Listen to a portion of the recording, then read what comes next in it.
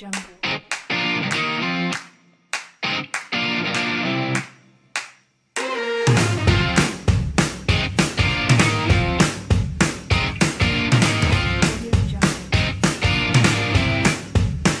Hey everybody, welcome back to the mashup Welcome number to McDonald's. 8. Can I get you a Shamrock shake with your double cheeseburger meal? I want a burger with no meat, no lettuce, tomato, no onion, no pickle, bun. and no bun. Would you like a free hash brown with that? Anyways, welcome back to the mashup, everyone. I'm Aaron Gomez, your host. This is episode number 8. So clearly this isn't Liam right here. This is one of my oldest friends ever, Ryan. Thank you Not for Liam. coming. Not No problem. Liam. Anytime. Yeah, thank you so much for coming. So apparently, last minute, Liam was supposed to be here, but he's having a baby. What an excuse. What a fucking excuse, man. I'm not Really? gonna say he's lazy, but it's definitely not a go-getter type attitude. Yeah, man. That's the oldest excuse in the book. Look, we have a doctor in the room. I'm pretty sure. Yeah, we can I get that drink stuff. my Dr. Pepper. All right, trust me. Every day. Every with day. breakfast. I played And my Surgeon cereal. Simulator, so and they have like a birth giving thing, so I know how to do that. Yeah. Anyways, people, we're getting Just we're give me getting a out of pizza hand. cutter and a microwave. But welcome to the mashup. So if you guys are new here, we talk about movies in the first half and we talk about life the second half. So if movies aren't your thing, please refer to the description below for the time for the guest this week. So Patrick, let's start us off on the movie news today. First news is Justice League, specifically Zack Snyder's cut. For a good year and a half now, fans have been demanding that Warner Brothers release Snyder's cut. But it doesn't even sound like it exists because Snyder himself revealed the original version of the screenplay was never shot due to the response of Batman vs. Superman and Warner Brothers' concerns about moviegoers not embracing the darker take on the DCEU. Yeah. So like Justice League, what do you think about Justice League, Ryan? I enjoyed it. Yeah, it was good. I think critics panned it, or at least didn't generally think it was one of the best movies, but I thought it was super enjoyable. Yeah, it was a good popcorn flick. It Yeah. just wasn't on that level of Marvel, which it honestly felt like picking up like those animation movies, like those spin-offs, like like DC does, like they're killing it in animation. So it's like an hour and a half cartoon animation. It felt like that because everything was just kind of like they didn't have their own separate movies to build the characters, so they kind of had to Right. bum rush it. But that's the problem with DC, and DC really was trying to catch up to Marvel, their formula. So they kind of had the people in charge of Warner Brothers really scramble to get the movie together. But if I gave Justice League a rating, I think like a 7 out of 10, 8 out of 10, it was Yeah. okay. Yeah, like it I was think okay. like 7.5 is a good rating for that. The one thing I can say though is if you want like a Marvel style movie, don't hire Zack Snyder for it. Yeah, that's the thing. Zack Snyder he's kind of like Ridley Scott. He's a visual director. Like he's good with 300 and like his special effects and like his tones of the It's movie. very visual. They're very visual, but he's not a good storyteller. And the thing with the Snyder Cut is that if no one knew, Zack Snyder during the shoot of Justice League he stepped down from the directing position, and they had Joss Whedon, who directed the first Avengers, take over. Okay. So this whole Snyder Cut, they were hyping it to be like, oh, it's a whole new different movie. What the real movie should have been. Yeah, what the real movie should have been. And like Yeah. people were hashtagging give us the Snyder Cut, but now that hearing about it, it like technically wasn't even made because like the plot points were supposed to be different. Like they were supposed to, in like the flashback scene with Flash, he like talked to Bruce Wayne about the future and warning him.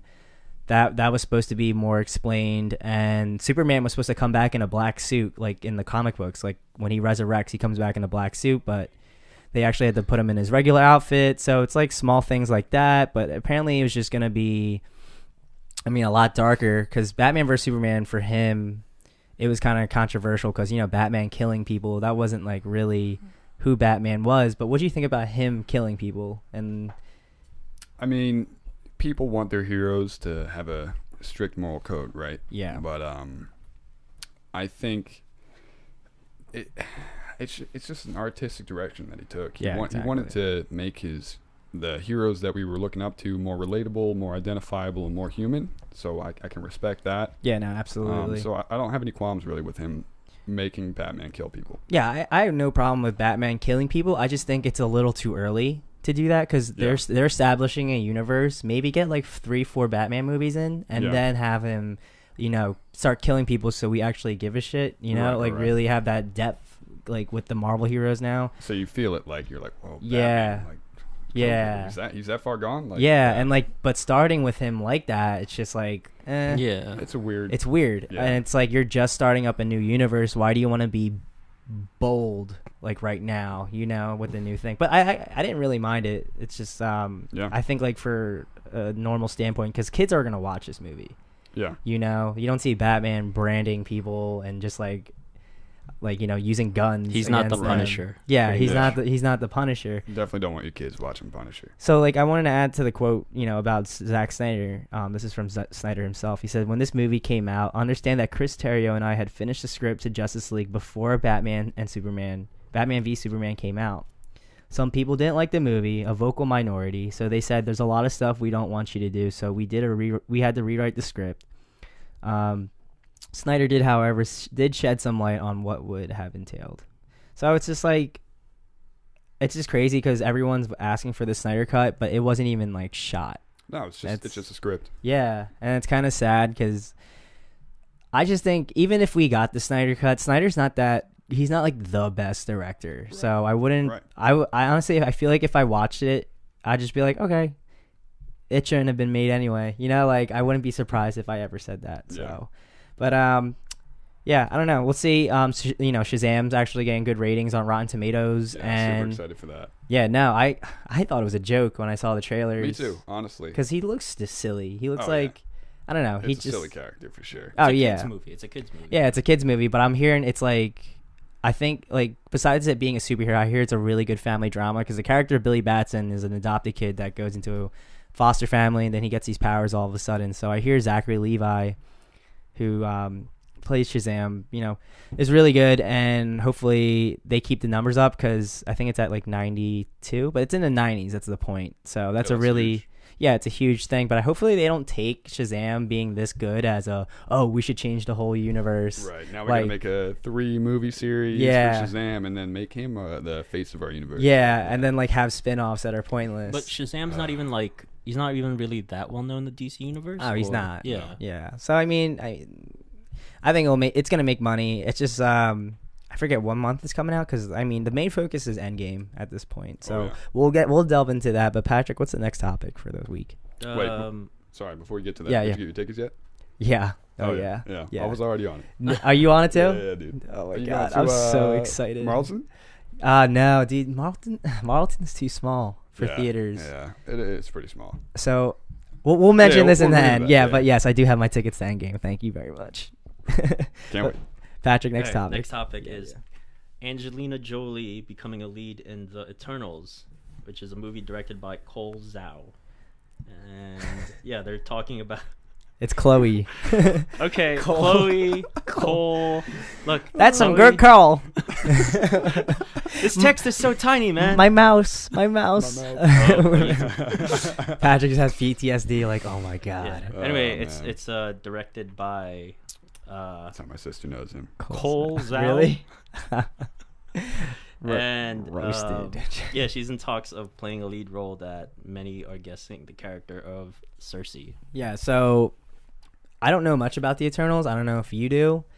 No. Yeah. No, I do. But I know they're tied to the Infinity Stones, like really, like they're like before humanity was even created. Yeah. It's more like gods at this point, but I'm trusting Marvel because Guardians of the Galaxy wasn't even a property like anyone knew about. I didn't even know, and I'm pretty tied in with the Marvel whole scene and everything in the comics. Right. As a more casual fan, I didn't know either, and I thought it was gonna be dog shit, to be honest. Yeah. When I heard about it, I was like, a raccoon. A raccoon and a tree. Like, yeah. Everyone was like that. But yeah, it's cool that Chloe Zhao. So this is like gonna be the first Asian woman, I think, for the MCU. Yeah, Cole Zhao, Chloe. But yeah, to direct this, and I think it's just cool that like we're getting more like known talent. So Angelina Jolie, that's huge. Yeah, as Cersei Lannister in the crossover series. I know, pretty much. But it's like, she did Maleficent, and we already have Captain Marvel, who's Brie Larson, is an Oscar winner. Yeah. You have Robert Downey Jr. He's pretty good. Pretty good. It brought back his career. That's what I'm saying. Like he hasn't been that crazy good. No, because he had a lot of drug problems. But you also have Benedict Cumberbatch, huge. You have, who else is on there? Anthony Hopkins, who's Thor's dad. And you have, I said Cumberbatch. Who else is on there? I don't know if you're counting Hemsworth in that tier.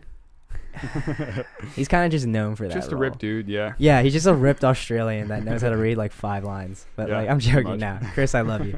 But no, like the point is like we have a lot of top tier people. Oh, who was I thinking? Jude Law. He was in Captain Marvel. Yeah, he's another big name.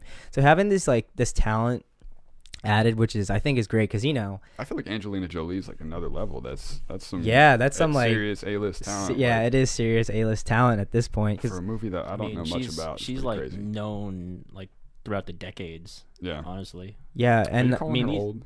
Yeah, she's old. She's old as hell.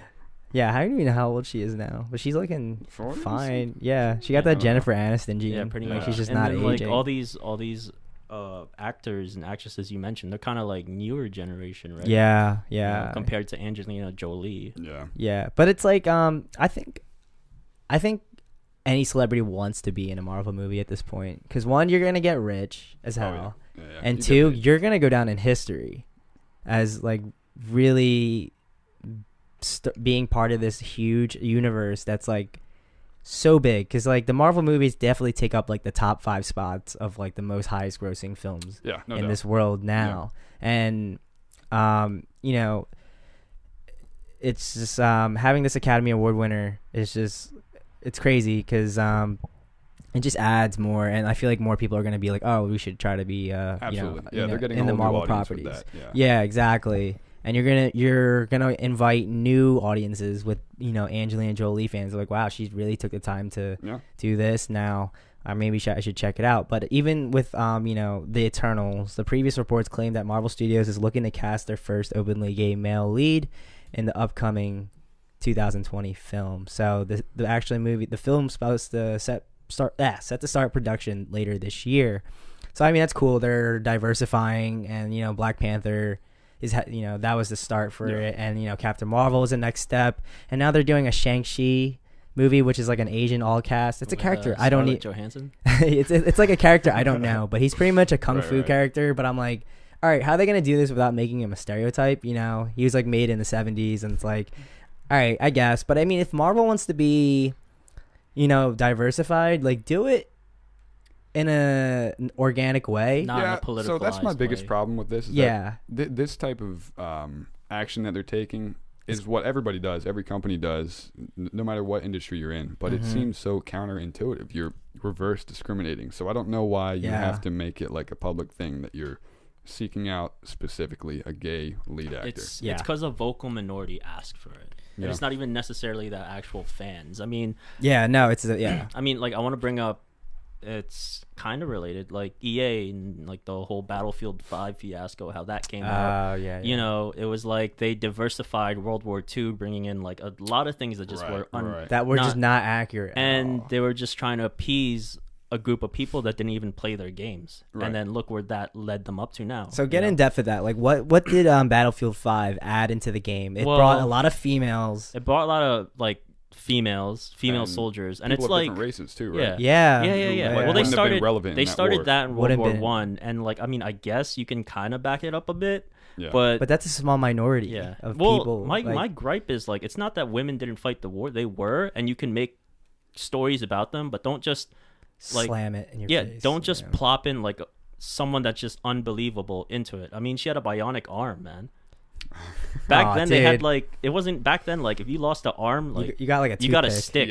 Pretty much. Shove that. So that's like I'm glad you agree because I felt that way too. Because Black Panther, no, that felt right.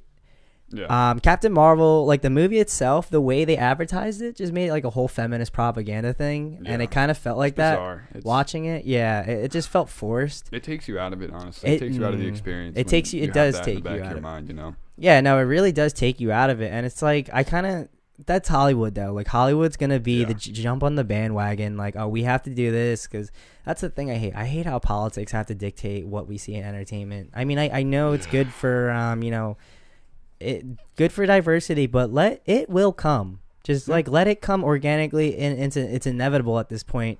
Because another hot topic, like, okay, so let's let's delve into like Jordan Peele, because like the Twilight Zone just debuted this week, and I saw the first episode. It was really good. I love the Twilight Zone too, and you know Jordan Peele produced it and stuff. So Jordan Peele was actually interviewed, and he was like saying how he doesn't plan on casting a white man in his lead, and he said, "Oh, I've seen that movie way too much." Okay. And I'm like, okay, I get that. Like, I know what you're doing, but you don't openly say like, "Oh, I don't want a white guy in my lead roles," because I've seen it all the time. I get it. White people have been conquering Hollywood and been in all the movies, forever. But Hollywood's I can't. been white. But if you want to, make change, you need to lead by example. Yeah. So you don't just go to the opposite end of the spectrum and do the same thing that white directors have been doing. You forever. should be better than that. You know. You take the lead and you say this is how it should be done. You don't discriminate at all. Yeah, but like some people in the internet were heated about it because they were like, "Oh, you don't understand." Blah blah blah. I'm like, first off, if you switched his words and he said, "I don't want to hire any black person in my lead role." You know how angry people would be? Oh yeah, they'd be angry, and I'm like, his career would be over. He could have worded it and be like, I want to diversify my cast and give other races an opportunity. He could have just said that. Yeah, but like you said, if you turn it around, we'd be straight back to the 20s because that's how it was. I mean, like. Yellowface was a big thing back then. Yeah, and it was blackface wasn't the only thing. Yeah, pretty much. It was like they took Asian stories and Asian movies, and instead of letting Asian people act, they just put white people in, and then like with makeup and stuff. It's just just like stuff like that. You got to watch your wording. That's it. And like Captain Marvel got some flock because Brie Larson said she wanted to diversify her press or something like that. But she just kind of like said the wrong things. But it's just like you just pick your words wisely, I think that's the important part. Yeah, especially nowadays. It's words, not action anymore. But Jordan Peele could have been joking, but like tongue in cheek. But he could have been, he's being a little serious, But, right. And he's half like white. He's joking, but and he's half white. As much as he's black, he's half white too. I mean, the so leads of his movies have been black. Yeah, I'm cool with that. But you can't just be yelling like you can't say that. Like that's kind of. I like it. I liked it though because it's not. They're just black actors, but they're not like. But why do we have to state that they're black actors? Why can't we just look at them as actors? Yeah, that's what I'm saying. Like how it's counterproductive to the it's so progress that we're trying to counterproductive. make. You can't beat racism with racism. That's the point. All right, Patrick, we'll get on to the new topic, New Mutants. New Mutants. The New Mutants star is unsure of the movie release. Who knows when the fuck that's gonna come out? Williams told Rolling Stones when asked about the status of the New Mutants. What's her name? Maisie Williams? Maisie, yeah. Yeah, so Maisie Williams was the one that made that quote. So she's from Game of Thrones. She's Arya. And the thing about New Mutants is, if you guys don't know about New Mutants, it's like a X-Men movie, but they wanted to do a horror spin-off on it. And they with a whole new cast. With a whole new cast. And it was like a new group of like teenagers in an asylum, really trying to get to know their powers, but they had a horror spin on it. And it's been delayed so many times, and like we don't know what's going to happen with it. And, with the Disney Fox merger, they're kind of like it's in limbo what they're going to do. So, Ryan, what do you think about this? Like, do you think it should go straight to streaming or, give it a shot to put it in theaters and risk the money to advertise it? Or what do you think? Because Maisie Williams doesn't know. So the fact that she said fuck as a quote kind of just like shows like she doesn't know, and she's kind of like bothered by like all that work. It seems like she could be bothered, or that she thinks it's like going the way of streaming and not going to be like a box office release. I don't know. I think I don't know what the profitability of streaming is, what sort of payment that they get for it, but I think I like the take they're doing on a series that hasn't been like super successful in the past 10, 15 years or so. Yeah, that's true. So I think why not take the shot and put it out and maybe see where you can take it from there if it ends up being successful. Yeah, so according to Maisie Williams, she said the reshoots were supposed to make the New Mutants scarier, but they never took place. Wow. So she recounted an occasion where she ran into her co-star Charlie Heaton, who's from Stranger Things, and neither of them had any idea what was going on with the film. He says, hopefully this interview will make everyone hurry up a little bit, she noted, or the sides of Maisie Williams. Mm-hmm. And another actress who was on there, Anya Taylor-Joy, who's from The Witch, if you guys ever watched that, she says, She actually cast serious doubts on the film ever being released. It's coming your way at some point, ... She said, my character is sassy as fuck and mental and Russian and crazy, and I love her. So it's just... So there's no straight to DVD releases anymore now. That turns into streaming. Yeah, streaming. You sell it to a streaming service. When was the trailer first released? Because I feel like I've heard of this. It's old. Years ago. It's old. Yeah. This is probably almost like 2 years, maybe. Probably almost 2 years. Okay. I'm pretty sure it was long ago enough for me to see it, get excited about it, completely forget it existed, and then watch it again. And now, like, I'm kind of hoping it just comes out. Honestly. Yeah. No, like a friend hyped me up before about it when we first saw it. I think it was supposed to come out 2 years ago because when we rewatched the trailer, it said April. So I think it was supposed to come out last year in April, and then it got pushed to the summer, and now this time it's gonna get pushed in the summer again. But they didn't really announce it, which kind of it sucks because they put the work in. And you're right. When you said, I don't know what the logistics are for streaming. Because that's the thing. Netflix doesn't release their statistics about anything, whether if it's a success or not. Because it's such a private company, they just don't release that stuff. And hopefully it goes to Hulu. I think that's the best move because, just to catch up, I've been talking about this a lot in every episode. Disney Plus is coming out. And with the Fox merger, Disney owns 60% of Hulu. So I think their plan is to keep the Disney Plus content like kids, family related, and then the R-rated properties. Because when they did the merger, they got like Aliens, Predator, all those R-rated properties, and I think they're gonna send it to Hulu. Yeah, I'd love to see that, since they owned like 60% of the shares there. So I mean, hopefully, any final thoughts on that? No, just I want to see that movie come out. It's a couple people I know in the movie that I know from Maisie Williams from Game of Thrones, great show. Yeah, exactly. Charlie Heaton did a great job on Stranger Things, and I love the tone of the trailer. So I'd really like to see that come out. Whether it's on a streaming service or in the theaters. Yeah, it's an interesting premise too. Oh yeah. Yeah, I mean, like, cause they did Old Man Logan. That was like a Western, and now. Since that became such a success, they definitely wanted to take a risk and do another like form of genre. So I mean, hopefully it comes out. But Patrick, what's the next topic? Dumbo currently has a 50% rating on Rotten Tomatoes, which might impact the overall success of the film. However, safe money is to bet that Dumbo will carry through, just because of the brand recognition, appreciation for the original animated film, and just how adorable Dumbo is. It's true. He's really adorable. I never to be honest, I didn't really expect it to do well at all. Yeah. I just had a feeling. Yeah. I haven't watched Dumbo in so long, but let's think about it. Tim Burton hasn't had a successful movie in so long, I think. Alice in Wonderland's probably the last one. It's probably not rated well. Probably not rated well, but box office. Yeah, success, that's what I'm saying. But like, you also mean success by like it critics was viewed as a good movie. Yeah, I don't think he's. God, I can't even think of the last one. I seen Corpse Bride. That was the last one I saw of his. Those are pretty good because they're original stories. Yeah. But he's been making reimaginings of movies. He hasn't been making original content since like Frankenweenie. You know what I'm talking about? Who did Coraline? Ooh, that's a good question. Was it? Here, I'm looking. If it wasn't him, it felt like that kind of style. Yeah, because that was his style. Yeah. But like, that's the thing. To look back into Tim Burton's career, he hasn't been that like successful in like 10 years. I'd give or take. Yeah. And he's like a Zack Snyder. He's visually he has that tone. Right. And I just don't think you see a Tim Burton movie and you're like.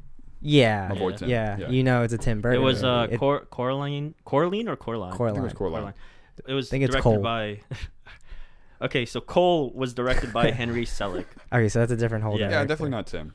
So I mean, the fact that it's a 50% on Rotten Tomatoes. Yeah. I don't know if you've seen any other live action Disney movies. Yeah, I saw Beauty and the Beast. It was good. How was that? That was good? It was good. Yeah, no, it was really good. Emma Watson still kind of like I feel like they could have casted someone else in my opinion. Really? It was just name brand. Yeah, it was name recognition. Yeah. And I don't think this is going to stop Disney because people are still hesitant about Aladdin, but I'm pretty sold on it after the new trailer. Real quick, was Johnny Depp in Dumbo? I forgot because I know Johnny Depp is always in all of his movies. Yeah, I don't think so. No, Johnny Depp needs more. I thought you were bringing up some hot topic. No wonder why. Can you look up the Dumbo box office real quick? Yeah, sure. I wonder why I think it did. did. No, it's already passed this weekend. It debuted. But Yeah, what were you it saying? did pretty well. I'm pretty sure. I don't remember, what was I saying? Oh yeah. The last live action Disney movie I saw was I think The Jungle Book. And That was good. it was okay. Yeah. I liked the original like a whole lot better. Really? Yeah. I haven't seen The Jungle Book in so long, so I couldn't even tell you. Yeah. It's I guess it's been like 10 years for me too, but I just listen. I think that's the point I'm trying to make is are they going to go through the entire lineup of Disney yeah. movies? That's what I was gonna They say. should. I feel like they're going to do that, and it's getting old to me. Aren't they I'm not doing gonna- Mulan? Yeah, I was gonna say yeah. They're doing Mulan's pretty much wrapped up. They're just finding a voice for the dragon, which was a rumor that is gonna be Kevin Hart. I would like to see that. That'd be pretty funny. That'd be an awesome dragon. Yeah, that'd be funny. Yeah. Oh, by the way, Dumbo was 45 million. It didn't even hit that. Wait, domestic? Yeah, it's probably Yeah. domestic. Yeah, Yeah. yeah, domestic. Okay, so we're gonna have to. Oh, 71 million overseas. Global That's, weekend haul. So 100 Sorry, I'm like reading something. 108 million Yeah. total. That's not so good. No, so they That's said not very they good. had it set to earn over 137 million worldwide. So they missed the mark So by they missed 30 it. million. Yeah, and that's Yeah. still pretty significant. Yeah. And yeah, that's crazy. I mean, Just, obviously, I'm not the target audience, so I'm not Yeah, going to say yeah. Disney, you're stupid for making this. But I don't know. Like you said, why not just go with some original Yeah. stories? You know, you've yeah, told but, the same tale so many times already. yeah, but we'll see how it goes because now they have not even just Mulan, but they also have Lion King coming up, the live action. Yeah. It's technically not live action. I'm just It's watching 3D, it because of the actors involved. but it's or the technically voice actors. 3D animated. You know what I mean? Yeah. You know, it's- Because there's so much CG in it. Yeah, so I wouldn't call it live action because there's no. But, okay. Yeah. You know what I'm makes talking sense. about? It's Yeah, computer graphics. It's just kind of Mostly. Yeah, you'll have like a couple actors in there, and then yeah, the rest CG. Yeah. yeah, that's it. And that's gonna be funny because Timon and I forget the other character is gonna be played by Seth Rogen. Whatever the warthog is. Yeah, when I was a young warthog. Yeah, that is so funny. But I think Lion King's gonna be fine. Dumbo, I don't think that was it a big property with you guys? Dumbo, no, I didn't think about that when I. All I know I is had it on racist. VCR. That's it. Yeah, save that. You should save. That's gonna be money. Jim Crow, You think? Crows. Yo, they had a news report saying that's gonna be money. You're Yeah, kidding. dude. Anything old I threw Disney. mine out. Anything old Disney. Yeah. My mom threw out her tapes. I don't know why. Yo, man. especially if you get the really if you get the one that has all the racist stuff, like any Disney movie, like Anastasia, with like the black That's centaur. the only thing I know about. Yeah. Yeah, if you have that I copy, did have that's Anastasia. a lot of money. Really? Yeah. Yeah. So don't Wow. throw them out. I'm telling you now. Huh. Thank me later Yeah. with like Paid a for five. my Oh, college by the way. tuition, man. Slip me like $50. 2 minutes. 2 minutes. All right, cut it. Okay, so our next topic is the Joker movie, which is the take on the Clown Prince of Crime. Mark Moran, who plays Ted Marco in the upcoming film, spoke to New Musical Express about his experience working on Joker. The approach that Todd Phillips has taken is more of an origin story and a character study of a mentally ill person that becomes Joker, he said. It's more of an intimate and gritty movie with a very specific scope. It's going to be real interesting to see how it comes out. Yeah. So actually, by the time we're filming this, it's a Tuesday. The Joker movie actually just came out with a poster, and they're supposed to drop a trailer tomorrow. And the fact that they have Joaquin Phoenix, that's such Big name. a big name. Yeah. Yeah. And it's not tied to any of the DC movies, so it's gonna be taking place in the 80s. And the fact that they're taking the scope of like a mentally ill person to it just goes the extra mile of going crazy. I wonder what Yeah. the perspective they're going to take on that topic is, because in the 80s, mental illness was like, the stigma New. was that it was like, Yeah. it's BS, right? I Yeah. think I'm actually taking place in the 80s and about mental illness. That sounds like a perfect, Exactly. It's you perfect know, setting. Yeah. Yeah. Yeah. And so with I'm Joaquin pretty Phoenix, excited for it. Because that's the 80s was the transition into really the modern day, and like that setting is just awesome. So Yeah. I mean, the Yeah. fact that they have Joaquin Phoenix really sold me, and the poster that I saw today was interesting. And did you guys see the teaser trailer for it? The one that came out like last October. or Yeah, something? it was Yeah. like him in the makeup. Yeah, where I He's just remember smiling. one I have to where watch that. He's like walking through a train station, and Oh, he's that got the one mask too. on. Yeah, and he pops yeah, it yeah. off, and he's just got the paint right. Yeah, underneath. Yeah. I have to I see like that. that. Yeah. And- I just hope he doesn't do what he doesn't try to what's his name in Suicide Squad. Jared Leto. Jared Yeah, I hope yeah. he just doesn't try to do Just what call him Jared Leto. did. Yeah, and try to it's copy, hard. Copy I think he's Heath Ledger. a little more established than Heath No, Ledger. but I'm saying just don't Jared copy Leto. Heath Ledger. Yeah. You know, Yeah. make your own Joker. Yeah, no, it's yeah, that's the biggest thing because we're obviously gonna compare him to Heath Ledger. Rest in peace, rest in peace, Heath. Yeah. I think he's gonna be fine with it. The fact, like the teaser trailer, if you guys haven't seen, you should look it up. It's like 30 seconds. It really gave the tone for the movie because it felt dark. Like I was watching a Psycho. Like I didn't think it was a villain, like a superhero villain, you know. Right. And once you think about the Joker, he's like he's just a crazy guy. He's a lunatic. Yeah. So you don't he just has the theatrics, and if you just I think it's the director's Todd Phillips. I don't know, forget. If the director just looks at it as a crazy person and really there's no Batman cameo, there's no Superman cameo, this could be a crazy movie. Oh yeah. And, you know what other focused, other Joker I liked besides Heath Ledger?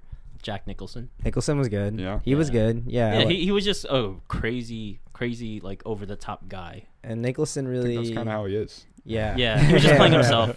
Pretty much, exactly. And face paint. Yeah, that's Jack Nicholson on Adderall. That was pretty much him. So, so just to wrap up for the Joker, Joker's a story about Arthur Fleck, a failed comedian who turns into the psychotic supervillain known as the Joker. According to Warner Bros., the film will be an independent story and will not take place within the continuity of the DC Extended Universe. Several images have surfaced, as well as footage from the set from the film, but no further details have been released. So I don't know when the release date will be, but I trust Joaquin to really take the role and make it his, because if you've seen his previous work, this guy is he goes in her. Yeah, he's good in Her. He's pretty much, he goes all out like Christian Bale, put it like that. He's like that type of actor that what else? Walk Hard. Yeah, he was really good in that. What do you guys know about the director Todd Phillips? Anything? I don't know much about him. Okay, that's the thing. But hopefully, since Shazam, Aquaman, and Wonder Woman were knocks out of the park, I think DC's on a roll right now. They definitely had a big resurgence for sure. Yeah, let's just see if they can hold it. But I think they need to focus on.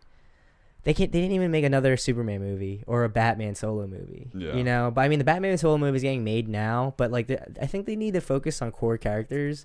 Because a while ago, they were talking about a Nightwing movie, a Harley Quinn movie, and I'm like... But they didn't even establish the main characters. Right. That's what I'm saying. They're trying to build the whole outer edges of this world. And yeah. they hadn't even built the center. Joss Whedon was supposed to... Who did the Avengers, Joss Whedon. He was supposed to do Batgirl. I'm like, dude, Batman didn't even get his movie yet. What are you guys doing? Well, what'd you say the name of the director was? Todd Phillips. All right, I looked him up. He did Hangover, War Dogs, Due Date, Road Trip, Stars Born, Project... he has a weird... Yeah, it's from comedy to drama. Yeah. But okay, so that's a good combo. Yeah, sure, I'll take it. Yeah, no, I'll really take it. He did Due Date, and I loved that because it was really Due funny. Date, yeah, and I felt it at the same time. Is that with Seth Rogen?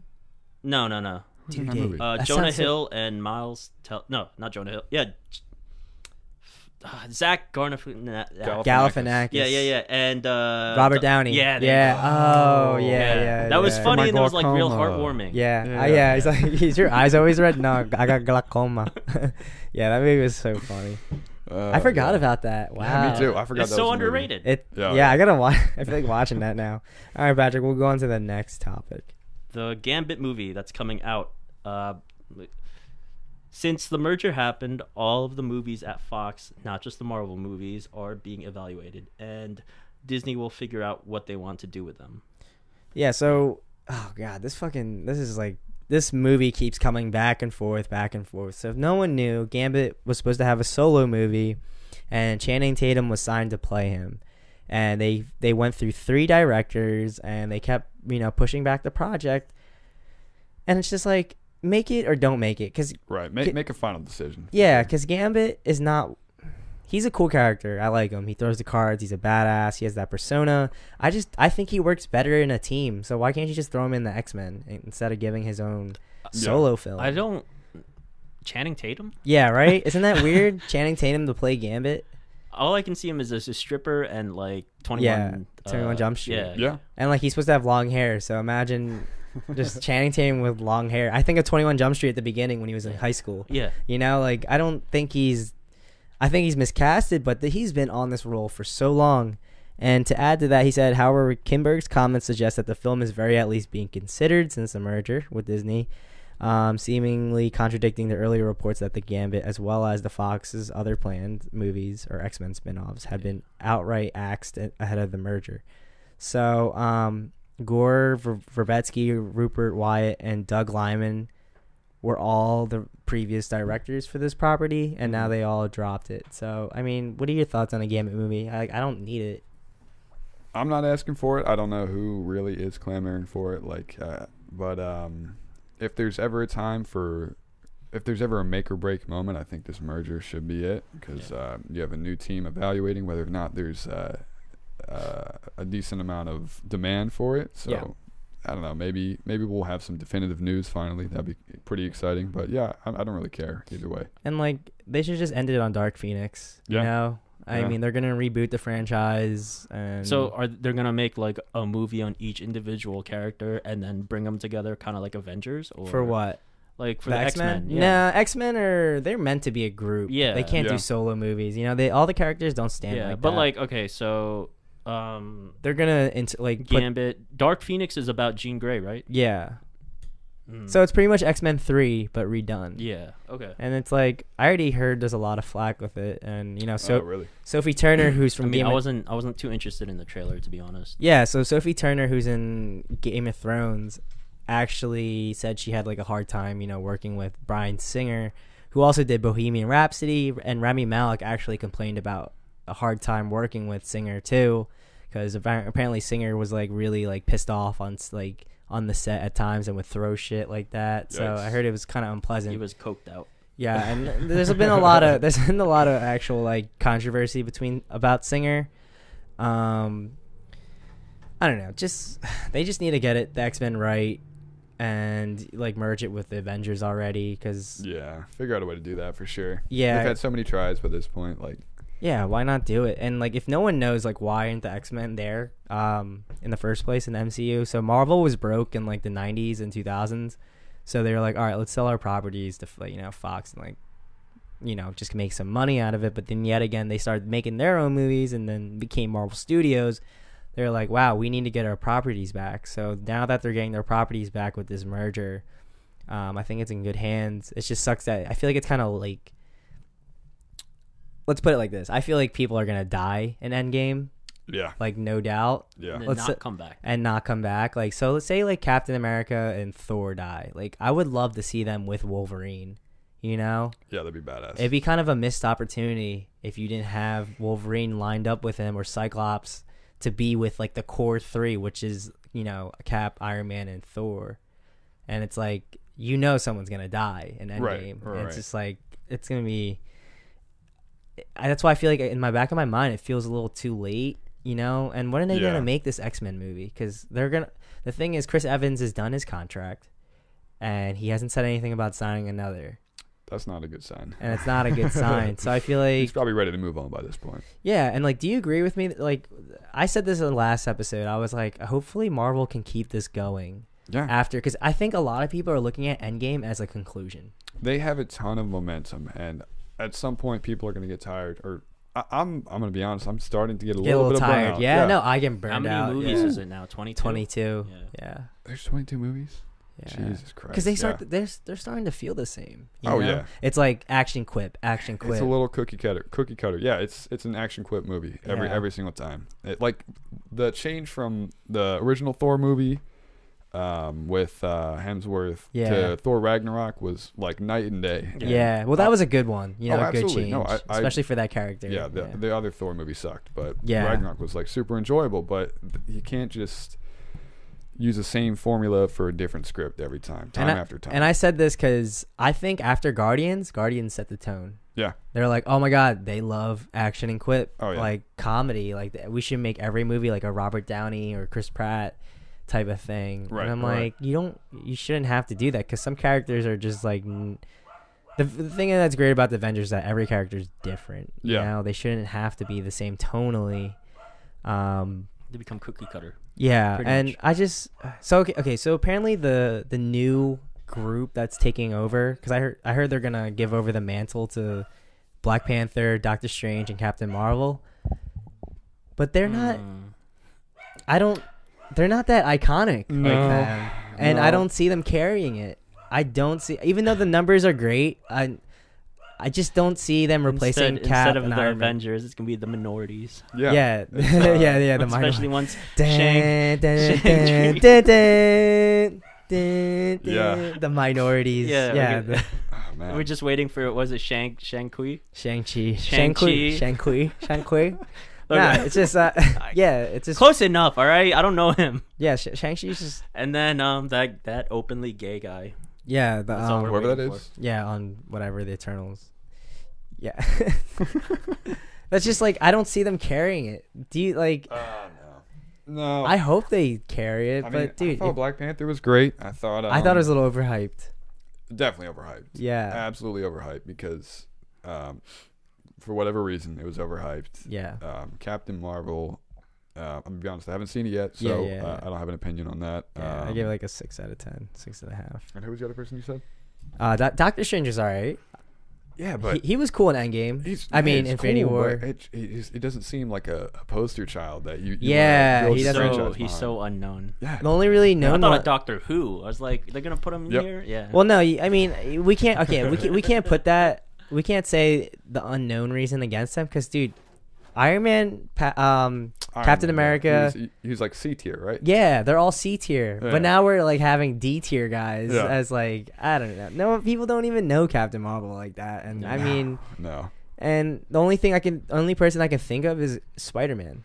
That's it to carry it, but he's a kid in this like this series, so he's not gonna be able to have time to grow into it. And Right. You can't place a lot of character depth on a single teenager. person, You know. Yeah, I'm like, let's just get into Endgame. Like the tickets today. We're filming this Tuesday for the first part. Oh my god, I got my tickets. Pain in the ass. Pain in the ass, dude. I woke up God. late. Yeah. I was supposed to set an alarm because I know it was gonna be a big thing, and I woke up at like 9, I'd say, and like I was waiting in line for an hour. Same. Fandango. Yeah, but Yeah. Fandango crashed. Yeah. So They had a separate website, a separate server to have people in a queue. Yeah. Because their thing crashed. Yeah, Patrick, what did I write? Can you look up the thing for Fandango news, like the pre-sale tickets? Because they were dropping news saying it was For just Endgame. Just look up Endgame pre-sale tickets on news. Yeah, because they were saying that it tripled Infinity War in pre-sale tickets in the first 24 hours. So Wow. that's insane. And like That's unreal. the thing is, like when I was getting it, I had so many tabs open for different theaters, and AMC crashed. AMC because they were like, "Oh, we want to blah blah blah. Make sure you get your tickets for AMC." And I was like, "Okay." So I tried to go to like Regal, like by Morristown, Okay. and they were all booked up. The reserve seating ones were booked, and like this is a 3-hour movie. Yeah. And what time did you get your tickets? I got it for 10:30. Ooh, I got 9:45. Okay. Yeah, so it's gonna be a long one. I had to buy like gonna be 3 long, tickets on the dude. spot. I was Yeah? like, and the trailer too. They dropped that trailer. Did you Mhm. see it? No, I haven't. Oh my I god, haven't. Gonna have to look it up. That really, oh man, because I was tweeting. Or no, I was Instagramming saying, "Oh my god, everybody get ready for April 2nd. That's when the tickets are coming." And then my ass forgot to set an alarm. And I was like, "Oh my god!" And everyone bought it. And like my friends were like, I was bugging out because I was like, I need to see this movie opening night. Yeah. Like I'm gonna see it right after class. Like I'm going straight to the theater. Right. And I was getting pissed, but like I ended up getting it at the Ritz at 9:45. It's not reserved seating, but my class ends at 7:30. Okay. So I have time to go there like at least an hour early Yeah. just to really post up. You're and gonna need stuff. to, honestly. But someone's gonna die in Endgame, and I don't know if I'm ready. Like it's just More than one person for sure. I think Who do you think is gonna die? I think Captain America and Iron Man are gonna go, or Thor actually. I think Thor for some reason is gonna kick it. Yeah, I think Captain America. If he's not re-signing, not signing up for another list of movies, I could see him going. And that could be a reason why we don't know about his contract talks. Yeah. Thor, I think, would be interesting. I don't know where they take the character from here if That's he true. doesn't die. Yeah. So, yeah. Just based on that. Did you say Iron Man? I did say Iron Man first, but I switched it to Thor. Yeah, I don't think because I Iron feel Man's like gonna die. I don't know if they're gonna take him out. Like those are okay. So Cap and Iron Man are really the main. Yeah. The two guys. So I mean, would they really cap both those guys? I don't think so. Well, I mean, like you said, if they're trying to make their new Avengers. front-facing Avengers, the Black Panther and Captain Marvel and Doctor Strange, then yeah, we might see our big three go down. But like, Yeah. I don't know who takes up the mantle that who fills the hole that Robert Downey Jr. filled or was. There's no one. You know, like he just brings such a unique personality no to one it. does that. Yeah. I hope to God I'm wrong. Yeah. That they actually too, honestly. they actually get the hype going, because I feel like after this movie I'm like, I'm wrapped, I'm done, Yeah. no more podcast, like we're out, like see ya. That was the whole point of it. Yeah, That's it. and guys. I really, like, me personally, I think this is a series finale, and Yeah. I really do see that, and I think the basic audience is gonna see that too. But So where do you think they go from after Endgame? What do you think their plan is? I don't know. Obviously more solo films and sequels for like Doctor Strange and Spider-Man. Yeah. They have to get the X-Men and Fantastic Four in, like, right away. They should do that. Yeah. They should prioritize They gotta that. get on that. They should prioritize that over Shang-Chi, like that. Dude, Fantastic Four especially, like that. Yeah, that was They're failed. defunct. That's like the Yeah. most out there group of heroes, honestly. Yeah, and they just failed twice. Yeah. Hard. X-Men is bound. That has to happen. Yeah. But that's what I said earlier. I don't want, like, I need to see X-Men with like Hulk and Iron Man and Cap. Like, that's how it is in the. So cool. Yeah, and So like, cool. I mean, that, if they die, like, that's gonna be a missed opportunity. Okay, Yeah. if they're gonna be with like Black Panther and Captain Marvel, I'm like, all right. Well, they still look like side characters to me. You know, They do. Yeah. they're still side characters in my eyes. And Like, no disrespect to them, because no disrespect. great Like, actors. yeah, cool no, they characters, but, kill. like, They're great for the roles, and some of them are Oscar winners. Like Brie Larson, she's an Oscar winner. Yeah. It's just like I haven't cared enough about her character yet, because like maybe it's a little premature, and maybe I need a second movie. Yeah. But I think they really should, like, from here, I think they should really prioritize, X-Men and Fantastic Four. But what I really want deep down, which I know isn't gonna happen. So you know how they did Old Man Logan? Yep. Like rated R. Yeah. What if they did like an Old Man Cap? Dude. Like gritty, has a beard, he's throwing his shield and actually like killing people. Like, What that would be. because in a huge reality, change of pace. you know, That would vibranium, be- that would be chopping heads off. It wouldn't be bouncing off people. Oh He'd be know? he'd be like a vet pretty much. Yeah, so yeah. it wouldn't Old even be grizzled like, veteran, it wouldn't yeah. be like a superhero Yeah. movie. It'd be an action movie. Right. Make it Gran Torino. So think of like yeah, something like that. Like, Yeah. no, but that but tone, with a Nazi, but like, like a German kid, yeah, the German guy's the bad guy. neo-Nazi. No, but like, if they had it like that, it's just a straight action 80s action movie, you know? Like, Right, imagine like right. a Jean-Claude Van Damme in his prime, that's Captain America, and like him just beating the fuck out of people. Like, and it's like radar. I That'd would be love the shit out of so that, cool. dude. I want to see an Oh. old man though. I want to see Old more man- rated and- R Marvel Old movies, man. like World War II veteran. Yeah, that'd be You know, cool. get off my lawn. But like, okay, so like, Would that be cool? no, but like, Cool as hell. but in What you're saying Endgame, would be cool. in Endgame, Cap shaves his beard and the hair. I'm like, Yeah. dude, why didn't we have that? Yeah. Why didn't we keep it? Because he only talked for 10 minutes in the Ugh. Infinity War. That was such a lost thing. I know. And I was thinking, I'm like, what if they did an old man Cap with him like all gritty, you know, just like out in like what, like in like a nowhere. in the sticks. I think they could bring Chris That'd be Evans so back for that, cool. man, because it's not the same role. It's a different direction to taking it, you know. Yeah, that's what I was thinking, because people on the internet were like, what if they had Cap? Technically, like he doesn't don the shield anymore, but he's in charge of Shield, like Nick Fury. Okay. That'd be interesting. Yeah. That'd be pretty cool. But it's just like, all right. So he's retired, but And like, he's like Nick Fury. He's Right, like he's got an office job head now. of Shield. Yeah. Yeah, that'd be pretty cool. I mean, that's just what people are like, you know, thinking. But I want to see a solid Snake. you mean the Metal Gear? Yeah. Yeah, they're Old- making a Metal Gear. No, I'm talking about. I want to see Captain America like old man Solid Snake. Yeah, no, that'd be badass though. Yeah. I think like a rated R Captain America. yeah. Out of all the characters I could think of, I think that'd be so cool. But I don't think Marvel would Yeah. ever do that, especially at this point. Faded uniform and everything. Yeah, and they were saying like people were theorizing, what if Robert Downey Jr. dies, but he comes back as an AI, so he's talking to Spider-Man Yeah. through that. I could see that. That'd Yeah, be cool. that'd be all right. I mean, I'm not. I'm just throwing ideas. I really doubt they're gonna happen. It you keeps know? him in the series. In the series, you know, and- it keeps his personality in there. That's the most important thing, honestly. Like Yeah. the suit is just it's extraneous. You know, Would you it don't, be you a don't really cop need out it. though? It kind of. I guess it depends how they film it, right? Right. Like, It's, Yeah. it's killing somebody, but they're not really dead. Yeah. Right? Yeah. Like they have to really put in the fact that he's dead. Right. Yeah.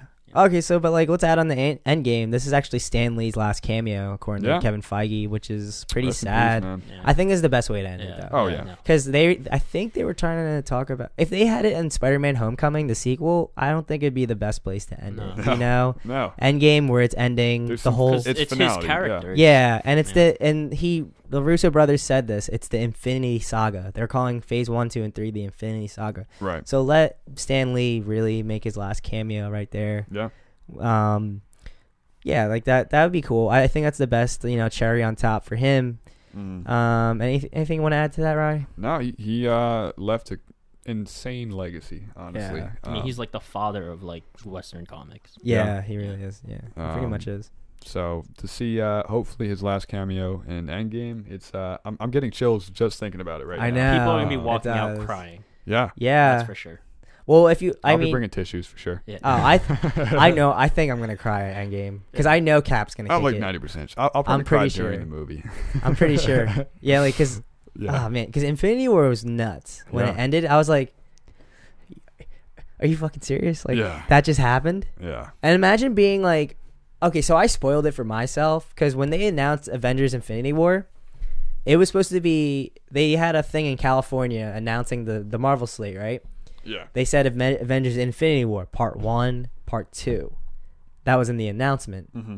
But then they switched it to Endgame to the second part. So, but I think they switched it because they didn't want it to be like, oh, you shouldn't be sad because there's a part 2 coming. Right, You right. know? So like I knew there was gonna be another one, but I think the typical audience member was probably like shocked. Like Me. Yeah. yeah. So I've been doing a thing for like the past 2 years where if I hear about a movie coming out and I'm interested and I want to go see it, I try not to watch or read anything about it. That's smart. Yeah, If we I talked don't- about that last week. How do you have control of that? I can't do that. If I see like I don't have Twitter, don't have Instagram. Yeah. So I don't see it through that. It's not just in my face. Yeah.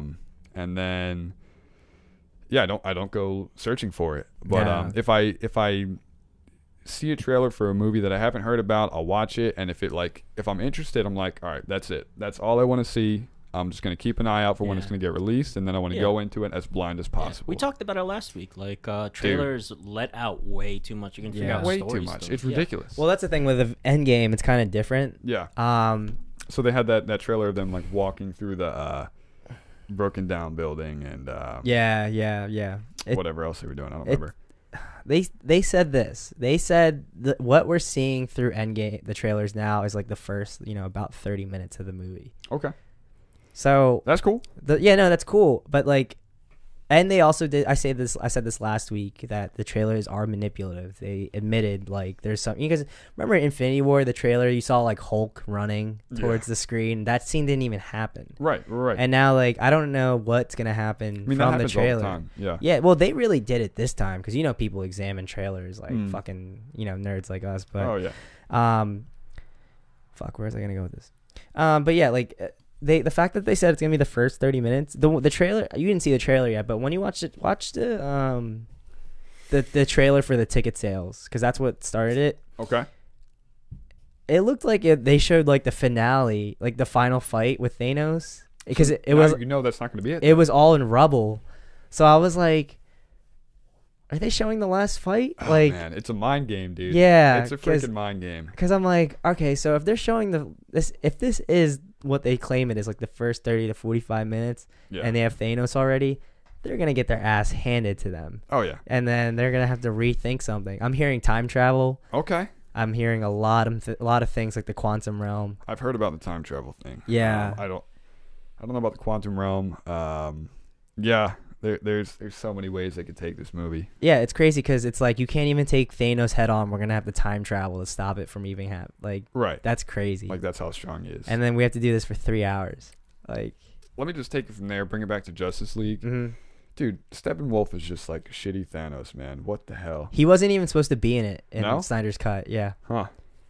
Yeah. he was like, Probably a good idea. well, the CGI honestly. was horrible. It's so bad, dude. It was so bad. When did that movie come out? Like 2017, 18? 17, 18, 17? yeah. It's Yeah. recent. It's recent. Yeah, So it should have been way better. it should have is my been point. way better. Yeah. It just felt like it was just rushed, Yeah. They were trying to compete with like Marvel, so Yeah, but you I got thought it was pretty good. Still enjoyable. It was but, like, enjoyable. Steppenwolf as a the main villain there, it sucked. it's just if a Justice League trailer dropped now, it wouldn't explode like an Endgame trailer. Yeah. Like Oh yeah. Justice League isn't gonna have pre-sale tickets like this ever. I No. think, and it's No. funny because me and my buddy, when we actually went to go see Justice League, we were rushing. We were like calling the theater. I'm like, oh my god, is there like opening tickets for Justice League? Opening night you were yeah, calling? and Oh, the no lady's way. like, ha ha ha ha, Justice League? Yeah, you're okay. Like she literally roasted us. Wow. Like yeah, this movie ain't Like, gonna you fuck. fucking Yeah, nerds, like you dude. joking? Oh my This God. movie's not that big. I'm Like, so sorry for you. yeah, And nah, your it's money. pretty funny. Alex, if you hear this, you know what I'm talking about. Yeah, she was just like, Justice League? Yeah, you're good. You don't Oh have to my rush. God, dude. So that's how you know, like, no one gave a fuck about this movie. Yeah, Marvel's so far ahead of DC right now. Yeah, it is It's so not far even ahead. close. But it's like, all right, we'll go to the next topic. These are like the extras I put on the notes. So, I don't know if you saw the trailer for the new Chucky Child's Play. I don't think I have. No. Well, they're doing a reboot, Yeah. and it's more AI focused, so it's not like voodoo and shit. You know Cool. how I Child's like Play is. It's gonna be like a modern take. So they actually admitted reported in their actual voiceover for Chucky, and it's actually gonna be Mark Hamill, Luke Yeah. Skywalker himself, which I I did hear So, that. so Chucky is gonna have the voice of Joker. yeah. So that's what I was thinking, because that's why I wasn't when Mark Hamill announced it. I was like, okay. It could still be a bad movie, but Chucky could be cool. But I know that Right. Chucky's in safe hands because Mark Hamill's a really good voice Oh actor. yeah, Oh yeah. He's an amazing voice actor. He did the Joker in the Batman animated series. He is the Joker. He is Joker. Yeah. So I'm trying to picture if he's gonna go that route or is he gonna go Mark Hamill's voice. I'm just gonna wait for Chucky to just go bats. But it's Ryan. What do you think about Mark Hamill casted as Great Chucky casting. voice? Yeah. I didn't know about the AI thing. I think that's a cool Yeah. direction that they're going to take it. Modernize it a little bit. And I think for a tried and true voice actor, Mark Hamill is up there. So Yeah, that's great casting. They can go so many directions with the AI. Yeah. Yeah, they can. Absolutely. Yeah, I just don't know enough. Who plays with dolls in modern day? Dude, Like, it's gonna be a 'cause- robot. Yeah, no, they call I them. don't know. They call them buddies, and they're like Wi-Fi connected. Like I'm just like, I don't think anyone plays with dolls. Like, My that. niece, But we'll see how it is. I know, likes Alexa, the Yeah. Echo, a lot better than she does like dolls. So. What if it's like that? Like, Combined. yeah. What if it's straight up like a Google Home or I an think Echo? they have to take it that way, man. Like, yeah, they could probably do that. Like, hey, That would be. but it's fucking like your awesome. personal assistant. Yeah, but it's called Chucky. Well, they're Yeah. called Buddy, but yeah. they Okay, call it's them called Chucky. Buddy. But that's the thing. Like Chucky's about voodoo. Like Right. you The know, original story. Yeah, the original story is about voodoo, and it's kind of weird because I don't know if you knew this. Child's Play is supposed to have a TV. So yeah, Chucky's gonna have a TV series at the same time. They're still making Child's Play movies. Like if you saw Right. Cult of Chucky, it's on Netflix. Mhm. I hear it's pretty good. I just don't. It's not my thing. Yeah, I don't have an interest in watching that. Yeah, and the TV series, if it happens, if you don't like the movie, the reboot, you can have the TV series and Right. shit like that. But reboots of horror icons haven't been so great from what I Except maybe recall. Halloween. Halloween was the only good one. Yeah. The one that yeah. You mean the new one that just came out? Yeah, but that was a sequel. Yeah. It's not that was really that was a retcon, right? No, yeah, it's a retcon of one, and actually no, the retcon of 2 and up. So Yeah. those didn't exist. Well, Right. So what about, everything like, where they Friday were the like 13th? related, Yeah. that wasn't. Wait, what about the recent Friday the 13th or Nightmare on Elm Street? No, those were pretty. Those are reboots, right? forgettable. Yeah, those were reboots. Oh yeah, no, I'm saying, but they weren't really that good. Nah, they weren't good at all. Really, I mean, they're okay. They're like typical popcorn slashers, but they weren't. They're forgettable. Yeah. That's the thing. I don't know. Do you recall any good reboots for horror movies? I think reboots in general just aren't that good. Yeah. Well, I think I think reboots don't do well because I think companies bank way too much on nostalgia. Yeah. Right. And they don't right. put their effort into it, which they You know what? should. Reboot a bad movie. Yeah. Yeah. I'm trying to think of one. Make it better. No, I don't think they would do that, but like they should do that because then you already have very low expectations. Yeah, but I mean, the audience you're pulling, like, If it's a they bad know- movie? yeah. Yeah, you run the risk of you know, I mean, I think you would really have to prove yourself. right. Like, The point of a reboot is that you want to bring all that old crowd and then say, that's fair. and Yeah. bring in like a new And audience then as well, right? So hand if it it's off. a bad movie originally, you have like no audience that you're bringing start. back, honestly. No, I guess it wouldn't be a reboot then. Probably like a reimagining or like Yeah, pretty much. Yeah, It kind of gets murky with reboots and reimaginings. But that's like, we should just start making original stuff. You know, I mean, a lot of people should have been doing that. Yeah, a lot of people like to Yeah, but reboot. everything's already been done. That's the thing. The 80s was the golden era Yeah. of movies. Well, I Yeah. think we're just in my opinion. we're just lazy, or everything that's original is just going straight to Well, like, that's the thing. streaming I services. think we're just trying to be like trying to make movies to be a cash cow now, which Yeah. is because like that's the thing. Annabelle, the new trailer dropped. Annabelle 1 garbage. Annabelle 2 was pretty decent. This one looks kind of okay. I just think that with the Nun was horrible. Yeah, I hear. that was I heard bad. it was really real bad. like so bad.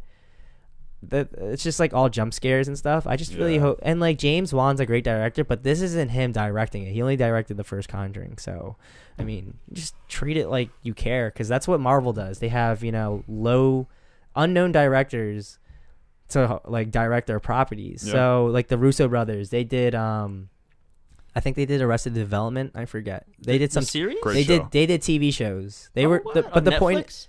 not Netflix. Oh, I forget. But the point is they did TV shows, and they gave us Winter Soldier, which Right. was like I think it's one of like my top 3. Bomb. Oh yeah. Yeah, and Yeah. like Captain America became a badass from there on out, and I was like, wow, he's not a bitch.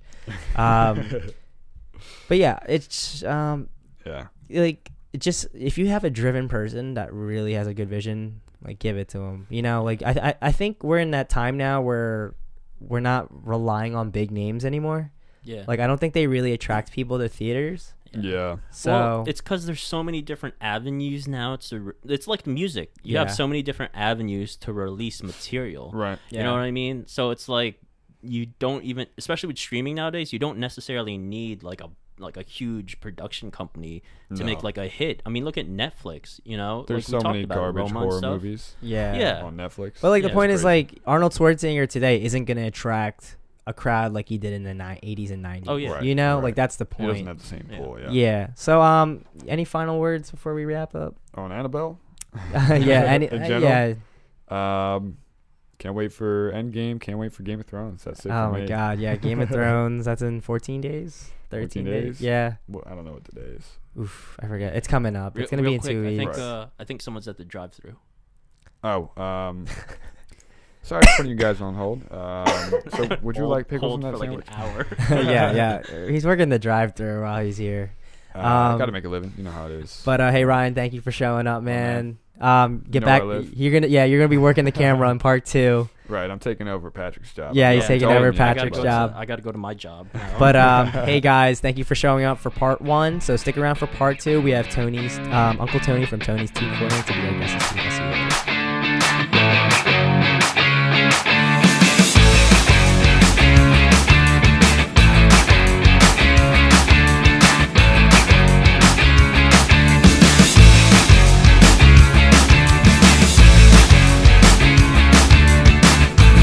Hey guys, welcome back to another episode of the Mashup number 8. We have Nick back today, and we have a special guest, Uncle Tony from Tony's Tea Corner. Tony. Hey, Thank- thanks so.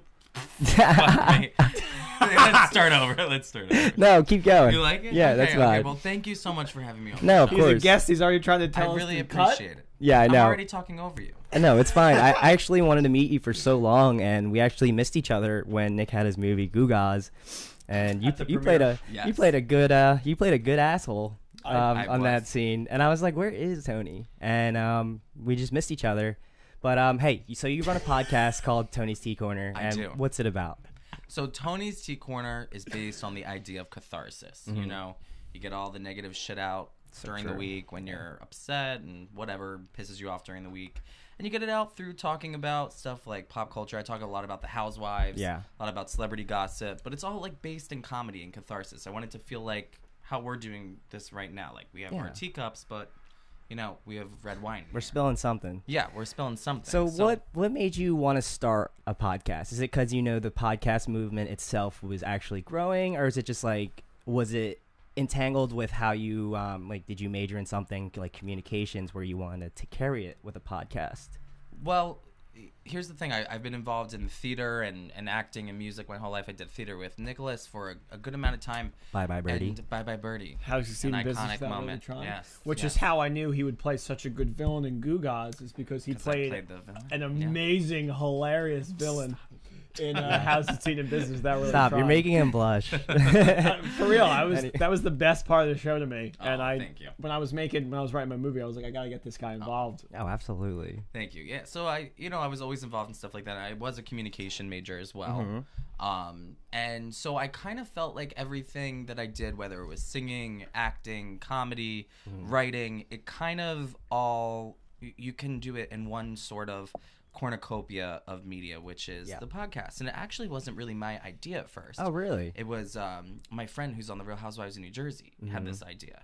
Because she was like, you talk a lot about the Housewives, you know so much, you're like a connoisseur. Like, why don't you put this all in one thing with a bow and tie it up? And I'm like, oh my God, it's so oversaturated podcasting. Like, Yeah, it's never going to be anything. No. And then, you compliment, I We're on like the to podcast. compliment it with my, well, no, here's the thing, Nick, though. shut up. It is growing. Stop. Stop. Anyway, It's not gonna get you anywhere. It is the worst Well, form of media. that was my soiled it. that was my Soiled it. perspective at first, and it's not true. It's not true. If you're good at it, you're good at it. It And should if be a you're not- passion project. This is what Yeah. I mean. Listen, I'm studying to be in the medical field. This is nothing in relation to what I'm doing. No, but I it's did everything it. in Yeah. the same way. And Nick's like one of my closest friends, and we love movies. I was like, hey, I like movies, and I like talking to people. Let's get their story out there. So Yeah. that's just how it happened. No. And you found. You made your niche, which is the key to podcasting. You need to find what you're passionate about and what you love to talk about.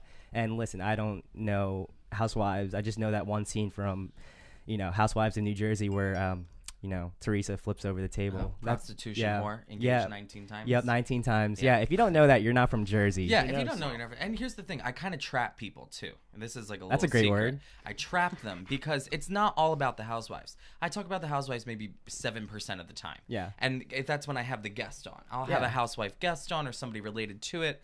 But I trap you I in my trap Venus you. flytrap because I'm like, okay, if you like the Housewives, I'm gonna trap you into this.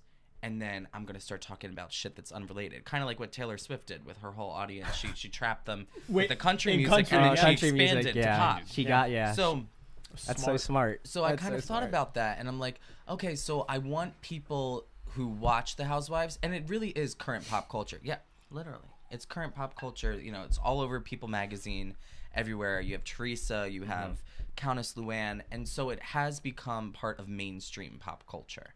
So I'm like, if I can mix this all up into one thing, then I want to I'll tip do the it. hat off to you a little bit too, because when I was on your show, I was completely nervous because I was like, Housewives, like, what am I going to talk Dude, about? I don't know anything either. Yeah, Like, and you made me feel so comfortable, and we kind of just, I mean, we got into Housewives, but you made it relatable to me in a way where I was able to be like, oh yeah, I can touch on this subject, but also not know who these people are. That's the cathartic part of it, Yeah. is you can relate to these things, and you express like, oh my god, she's such a fucking bitch, or like that one over there, like what the fuck is she doing? And they're not people in your real life. Yeah. So you feel more comfortable yelling at the TV, and then maybe you like won't yell at your coworker so much because you've already gotten it all out. But that's the great thing about I think podcasting in general. It's the key word is catharsis. Yes. I think a lot with this climate of how we are today. A lot of people don't talk a lot, like don't want to talk about shit. So They want to talk about it. They want to talk about it online when they don't have to, be in front of somebody. when it's right. anonymous and it's through a keyboard of some sort. But that's the thing. Like if you're podcasting and you're putting your voice out there, hats off to you. But Well, thank you. yeah, I'm just patting myself in the back. Anyways, but like, how long was the process for you to start up Tony's Tea Corner itself? Was it like abrupt and you just like, all right, let's just get this done? You bought everything in a week, or was it like a couple months in advance? Because this podcast here, it took me 2 months to plan. That's amazing. And I really wanted to perfect everything. My brother was just like, why don't you just film it and just go with it? I'm like, first off, asshole, I need a table. Yeah. I need a co-host. I found him. And, I wanted, the lighting. People don't understand when it comes to video, lighting is so important. But what was your process to, like, really execute everything? So my process was literally I was stalling, didn't do anything with it. And I had the idea, and even though it was kind of planted in me, and I was like, I don't want to do it. I thought about it. I let it marinate, if you will. And then one day, I didn't really plan like you. I took it out of the oven. I took it out of the oven. What I did, I literally had a microphone that was like a telemarketer microphone, like just like the headpiece. The headpiece. Yeah. I just plugged it into my computer and was like, all right, you know what? I'm gonna have a couple glasses of wine and I'm gonna talk for like best, an hour. That's the best. And I just wrote, and I was by myself. I didn't even have a co-host. I just wrote a bunch of bullet points, and then I didn't even look at the bullet points. So I just talked for like an hour, and I put it out there. Yeah. And then that's how I started. And part of me, like, I listened back to my first couple episodes. I'm like, oh, I don't know if I really like this, but it's fine because it's evolved. That's where the genuineness comes Yes. out. That's what podcasting is, because podcasting isn't perfect, and it's not meant to be perfect. It's not like being on radio. That's why I said when we started off, our intro was kind of shitty, but whatever. We were like, can we cut it? I'm like, no, that's the realness of it. It's supposed to be genuine conversation. Right. I'm not like on, a radio show where I'm like exaggerating my behavior just to like get something out. But I think, podcasting's the future, and, I'm a basic bitch. I listen to Joe Rogan. He's literally the Oprah of men. But I mean, I try to, venture out, but I learned so much. But how do you Oprah like it takes how much time does from like podcaster to another, how much time does it take out of your life to really work this thing? It takes a good amount of time. I don't know if I can. I'm not a very analytical or mathematical person, so it's like I don't sit down and like, this is my chunk of time I'm dedicating it to. I will sometimes just record like a 15-20-minute story that I'm like, oh my god, I gotta record this right now, and then go do other things, live my life, and then come back and like add on to that. Yeah. So it takes up a lot of time. Also because it's not just the podcast that I do. I'm doing like stuff on my Insta stories, like comedy, like funny type shit stuff there. So I want it to all complement each other. I kind of like use the podcast as, again, like a trap to like trap people in and then expose them to other things. Yeah. I think you're doing a great job of, you're setting it up with this Housewives, but really, and what people that I know that I've gotten into it, because I got a couple of people from work into the podcast. Yep, it's a growing thing. At the end of it, it's you. They come back for you. Exactly. And you did a good job of making you like the main part of the brand, even though it is Housewives. People come back, even if they don't watch the show. It's for you. And I don't recap. Like, I don't recap the shows. I'll have on like I have on a guest from the Housewives, and then I'll ask them like shit. But even sometimes when I don't have a guest, like when you came on and I had Heather McDonald on, who's like so funny, and that worked well with your episode because like we're talking about film and comedy, and she's a comedian, and she just so happens to be a comedian that's really good at imitating the Housewives. So like her niche kind of matched my niche in a way. Like, she's not all about the Housewives, she just happens to be interested in them, and she's funny too. Just talk. Yeah, that's the thing, and it's a lot of people overthink it. Like all my guests I've had, some of them I haven't seen for 5 years. And really? Yeah. So, I had a mental health advocate. I had a trans man come in last episode. Because, like, the mashup isn't just a mashup of topics like movies and life. It's a mashup of realities. What's what I wanted to get out there. So, I really just want to get people's story out there. And there's no limits to my guest. So I want, I haven't had a podcaster yet, and I was definitely a fan of you because I actually heard your name before you even had Tony's Tea Corner. I don't know how. Probably me. It was probably through you. Yeah. And I was like, oh, I don't know Tony, but I know that name. So now that I'm like finally meeting you, it's I'll just have like we're people clicking. From like Villanova. Where I'm like, oh, I grew up, like, I went to Eustis. They're like, oh, my God, do you know, like, Anthony? And I'm like, do I know Anthony? You're making him blush. Do you know Anthony? Okay. I know him. Well, it's definitely a strange thing because, and you might start to experience this, too, is, like, when you have moderate success with anything and you start seeing people that you might not have seen for a good amount of time, it's all they want to talk about with you. Yeah. And even though you like to talk about it with other people, it's on your own terms. So, like, when you see a bunch of people you haven't seen in a while and they're all like, oh, like Tony's Tea Corner or like all this stuff, it makes you feel like, or they might be like the mashup. No, it makes me feel uncomfortable and weird. Yeah.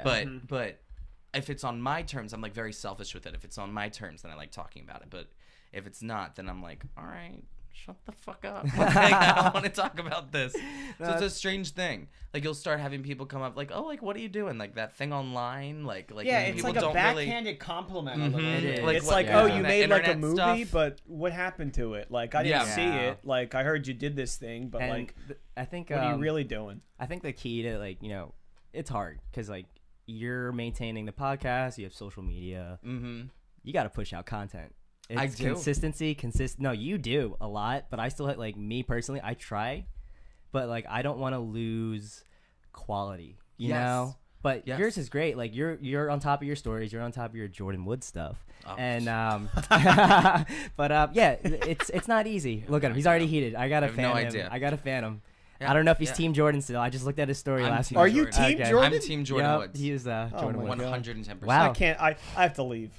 Why are you not Sit Team? your We'll ass talk down. about that later. All right, but yeah. But So I do want to ask, how did you get your guests? Because your guest lineup, incredible. I think thank it's just you. like, I appreciate especially with your niche, I mean, Yep. you got Nick Vespi. That's pretty high. Yeah. he's unbookable. unbookable. Yeah, crazy. Yeah, you. Yeah. Look, Well, so basically, what I Anyways, did, yeah. it was another form of manipulation, like healthy manipulation. so let me trap whatever he trapped. I your trapped ass. them. He Venus fly I trapped. Venus your ass. flytrap them. So basically, what happened was I got my first guest, who was this woman Peggy Salahian, who was on the Real Housewives of Orange County, and she was a what we call in Housewives like a 1-season wonder. So Okay. she was casted on the show. She did 1 season. She wasn't asked to come back. She was kind of a dud. But I love Peggy. If she's listening, she'll probably listen. I Peggy. love Peggy. She's Hi, great. Peggy. She caused Hi, Peggy. she caused quite a bit of controversy on the show, and so I DM'd her just on a whim. I said, "Listen, I'm just starting out. Could you help me out?" Yeah. And she said, "Yes, I would love to come on your show." So I called her. I expected it to be a 10-15 minute interview. I didn't know how these things worked. I had my lineup of basic questions, just like about stuff that happened on the season of the show. And she's an Armenian woman, and she talks like this. And she said, "This is my exclusive tell-all interview." And so I was like, "What the fuck? What do you mean exclusive tell-all interview?" Like I thought we were talking for 15 It means you're minutes. gonna be famous, Tony. Yeah. Well, So I shut had the no fuck idea. up. She hadn't talked to any press. Oh, really? In almost a year. So they were trying to contact her, and she wouldn't contact them. So she just like spilled the tea, like literally spilled the tea. For 2 hours, she talked to me, That was a groundbreaking and I episode. had to cut it down. And so then Radar Online picked it up, and TMZ picked it up, and like all these fucking Wow. places. So then my name's in there. And the thing Clout. that these people love is press. So they're Yeah. like, okay, if he's getting mentioned, then I want to be on his show. Yeah. So then it was a combination of people reaching out to me reaching out to them. I got in a little like thing with Bravo because Bravo doesn't like when you have former people on the show. Really? So I remember you yeah, telling me about that. and so I said, well, if you don't want me to have former housewives, then we need to figure out a way for me to get current ones. So did they DM you And- to like address the issue? Or? Well, I talked to I went out to dinner with one of the girls at Bravo PR and one of the Oh, wow. current housewives. And I just told them, because they said, you can't have them on, Anthony, like you can't have them on your show. And I'm like, okay, well, if you won't let me have the former ones who aren't contracted with Bravo, I need to have current ones. Yeah. Because, well, they can't because they're filming the season. They can't spill any tea. They can't do spoilers. And I'm like, obviously, yeah. well, then I'm going to keep having former people on. And so It's just unfair. yeah, so Yeah. I finally got, and people do have current ones on, but it's like E! News will have them on, like really big people in the entertainment industry. So finally I talked to the PR girl, and she was like, you know what, I trust you. And I had one of the current housewives from Real Housewives of Dallas, Leanne Locken, who's like unbelievable, spitfire. And she came on, the interview went great, and it got good press pickup, and so I've developed a good relationship with them. And that's just Bravo, though, because I want to expand. I don't want it to just be Housewives. So with Heather McDonald, I just emailed her. That's it. Or I had a guy on from Mean Girls on Broadway. I just emailed him. Wow. Like I wanted, I saw that guy. Yeah. yeah, I just want it to be like a good rapport back and forth. So I feel like if somebody reaches out to you personally, and it's not like an intern of mine or like a PR person, like if you just say like, "Can you do this?" you don't have a lot to lose. I feel like they're likely to do it. People want to be on shows. They want to do. No, yeah. they do. They like to. I mean, like this is a fun. I believe that this is a fun thing to do. Oh, it is. Yeah, It's fun. It's I so mean, much like, fun. Dean and I got Taron Killam, like former SNL guy for like 10 years and now starring on a show on ABC. Yeah. We just asked him if he wanted to be on. We just Twitter DM'd him, and Dean did it personally, which I think goes episode. a long Yes. way with these people because they get a lot of like. Cheers. Oh, Cheers. sorry. Cheers. All right. Cheers. Keep Wait, going, I didn't mean to Nick. cut you off. Keep I'm going. listening to you. They I'm get a listening lot to you. of. I'm piggybacking off what you're saying. They probably get a lot of like just straight either interns or like a company email asking them to do something. So when you ask them like, and you really don't have anything to lose, Take the risk. yeah, take If the they risk. say no, then they say no. Yeah. You're And in even the if same they position that you're in. Yeah. And even if they say no, you still get to talk to them. Yeah. So Exactly. it's like, fine. You still have Yeah, some yeah. kind It's of a win-win. relationship with them. Yeah. But that's the great thing. I think really you reaching out to her, and you're not with TMZ, you're not with the No. press at all, and you're just a passionate kid that really wants to jumpstart something. That definitely was, I feel like, really won her over. It's like, you know what, Yeah. I'm just gonna help this kid out. Fuck it, get my story out, and look where it got you. Because I mean, you're killing it, man. Oh, thank you're you. I honestly, appreciate it. killing it. And I do want to mention that the only reason I have this podcast was because of you. I'm not gonna lie. Get out. No, I'm not gonna lie, and I'm Clip not just that. yeah. Clip that and put it Clip on that. Insta story. You No, know but- what? That's the thing. That's what makes it all worth it. Mm-hmm. Because that's like what art is really. And that's it's people may be like, "Oh, you're calling it art?" It is art. It is art, It's an art form. And so you want other people to be able to do it as well. Mm-hmm. Because everybody, if you have the talent, and you obviously do, and Yeah. you like, look how much passion you put into this. Yeah, Like, thank you. like Thank you so much.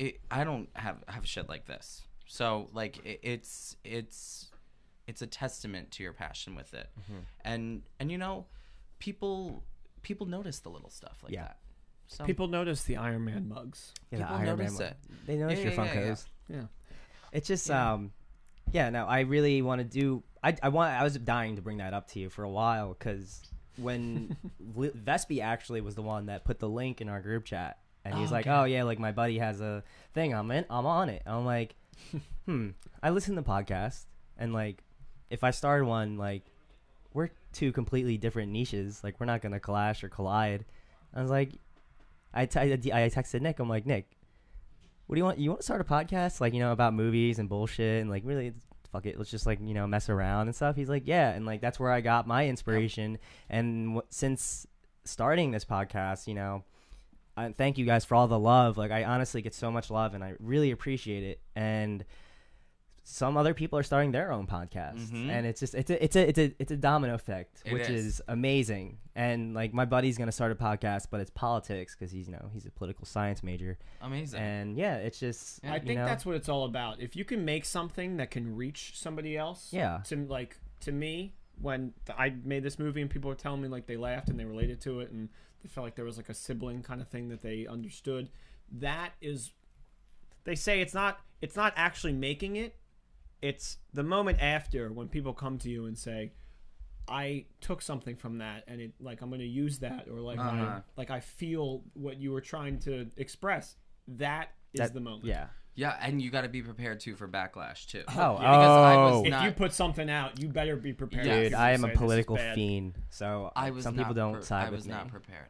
Yeah. I Oh, was really? anyone that you know? You've No. had backlash? Was it Oh anyone yeah, that you know? no. Oh, my I see. God. Here's the thing, like it almost feels worse when it's somebody you don't know. And people always say like, don't take people's opinions who you don't care about. Well, I do, because Everybody your, does deep your, down. your friends like might say something to you, look, maybe change it this way because they care about you, or like if somebody's saying good job, you're like, oh, it's because you love me. But like when it started growing, because I only had like 1,000 followers on Instagram when this started, and it's grown. No big deal. Almost it's grown to like 12,000. So there's a lot of people who follow me now and listen who I don't know, who only know me by Tony, and who only know me, so who only know like my persona on the show, which is like really the real me at its core, but it's a little bit of a parody. Like, I'm being more myself right now than I am on my show. And we just met each other, and we're just like, I can feel the energy. We're just for like sure. going off, like riffing off each other. Yeah, for sure. And I had this one woman who Makes is me like happy. a loyal follower from the beginning. She like lives in like Ohio or something. I don't even know where she lives. But she listened to one of my episodes, and she wrote me this nasty message and was like, Oh, I fuck don't off. need to hear the opinions of some young kid, like, and she didn't agree with me about something stupid, and she blocked me. And I was like, holy fuck. I got so upset. And I'm like, this woman who's like 60-something years old from Ohio who's listening to me. Bumblefuck. I got more mad at her. I got more upset by her than like somebody who I like love and care about giving me criticism. Yeah. Because it's like she's somebody who found me on her own fruition, found me on her own terms, follows me, and then I felt like I had hurt her. That's how you know you're doing it right, though. Yeah, I guess. If you're upsetting somebody, you're probably doing something. No. Right. Yeah. Well, first off, they found you, and two, I said this on I had an episode with Brooke, who's a mental health advocate. I was like, listen, I wouldn't be surprised if people are shit talking me right now. Like, wow, grandma's is making a podcast in his parents' house, and I'm like, 1, fuck you, 2, fuck you, 3, fuck you, and you're still watching it. So fuck you. Yes, it's that's like Cardi B when she was like, all the haters at the Grammys, you still bought my shit. Yeah. Ow. That's what she's saying. Well, that is the truth. I mean, and you can tell. Like, I can look at, for example, on my Instagram stories, I can look at my analytics and see how many people share the story. So when I did the whole Jordan Woods debacle thing, I saw that one of my stories got like 7,000 shares. Like, people were sharing it. Like, but it's not like a public share. Like, you send it to your friend. So you know when you see an Instagram story, you send it to your friend. I sent a lot of your stuff to my sister. She thinks you're so funny. Oh, that's amazing. But it's so when you see that share, you're like, what are they saying? But I've learned to like not think about it. But you're like, what are they saying about me when they share this? Because when you screenshot something and send it to your friend, you're either saying, look how fucking funny this is, the person is hot as fuck, or fuck them, they're so fucking stupid. Yeah, there's not that many options. So it's or one all of the the above. So I didn't know that people knew that you sent something. I know it through. You can see it if you're a business account. You can see people share your stuff. Yeah. Interesting. And it's a good feeling, but you're also like, if you put up a post and you're like, this might be a little bit controversial, and you see people sharing it, you're like, ooh, what are they saying about But it? the thing is, you got the biggest pair of balls. Like, I mean, if you're doing Instagram story, that's a clip. They are very big. Hey, Darren, you're great.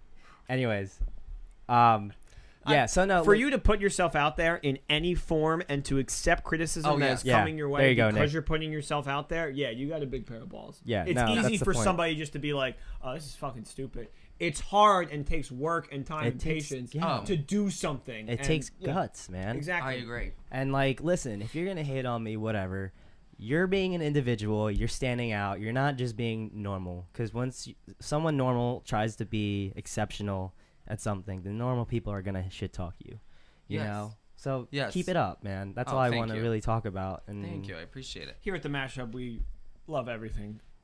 Tony T Quarter related. Exactly. You need to get mugs. I would buy the shit out of a Tony T. Here's the Quarter thing. mug. I get nervous.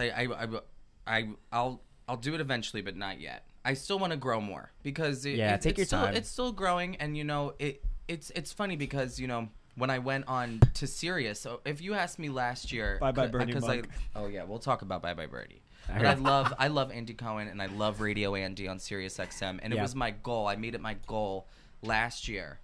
I'm going to be on Radio Andy. And look what happened. And I did it. Yeah. And I could not believe that I did it. When I was there, I was like, oh my God, I cannot believe I'm on Andy Cohen's radio station. What the fuck? With Amy Phillips. And we love you, Amy. But I love Amy. But also I knew Same Amy. I knew though that was going to be broadcasted to like 1 million something people who listen to Sirius XM. So it's opening yourself up to criticism. Nick so you're is right. dying. I'm Why are sorry. you fucking laughing? He's like, same Amy.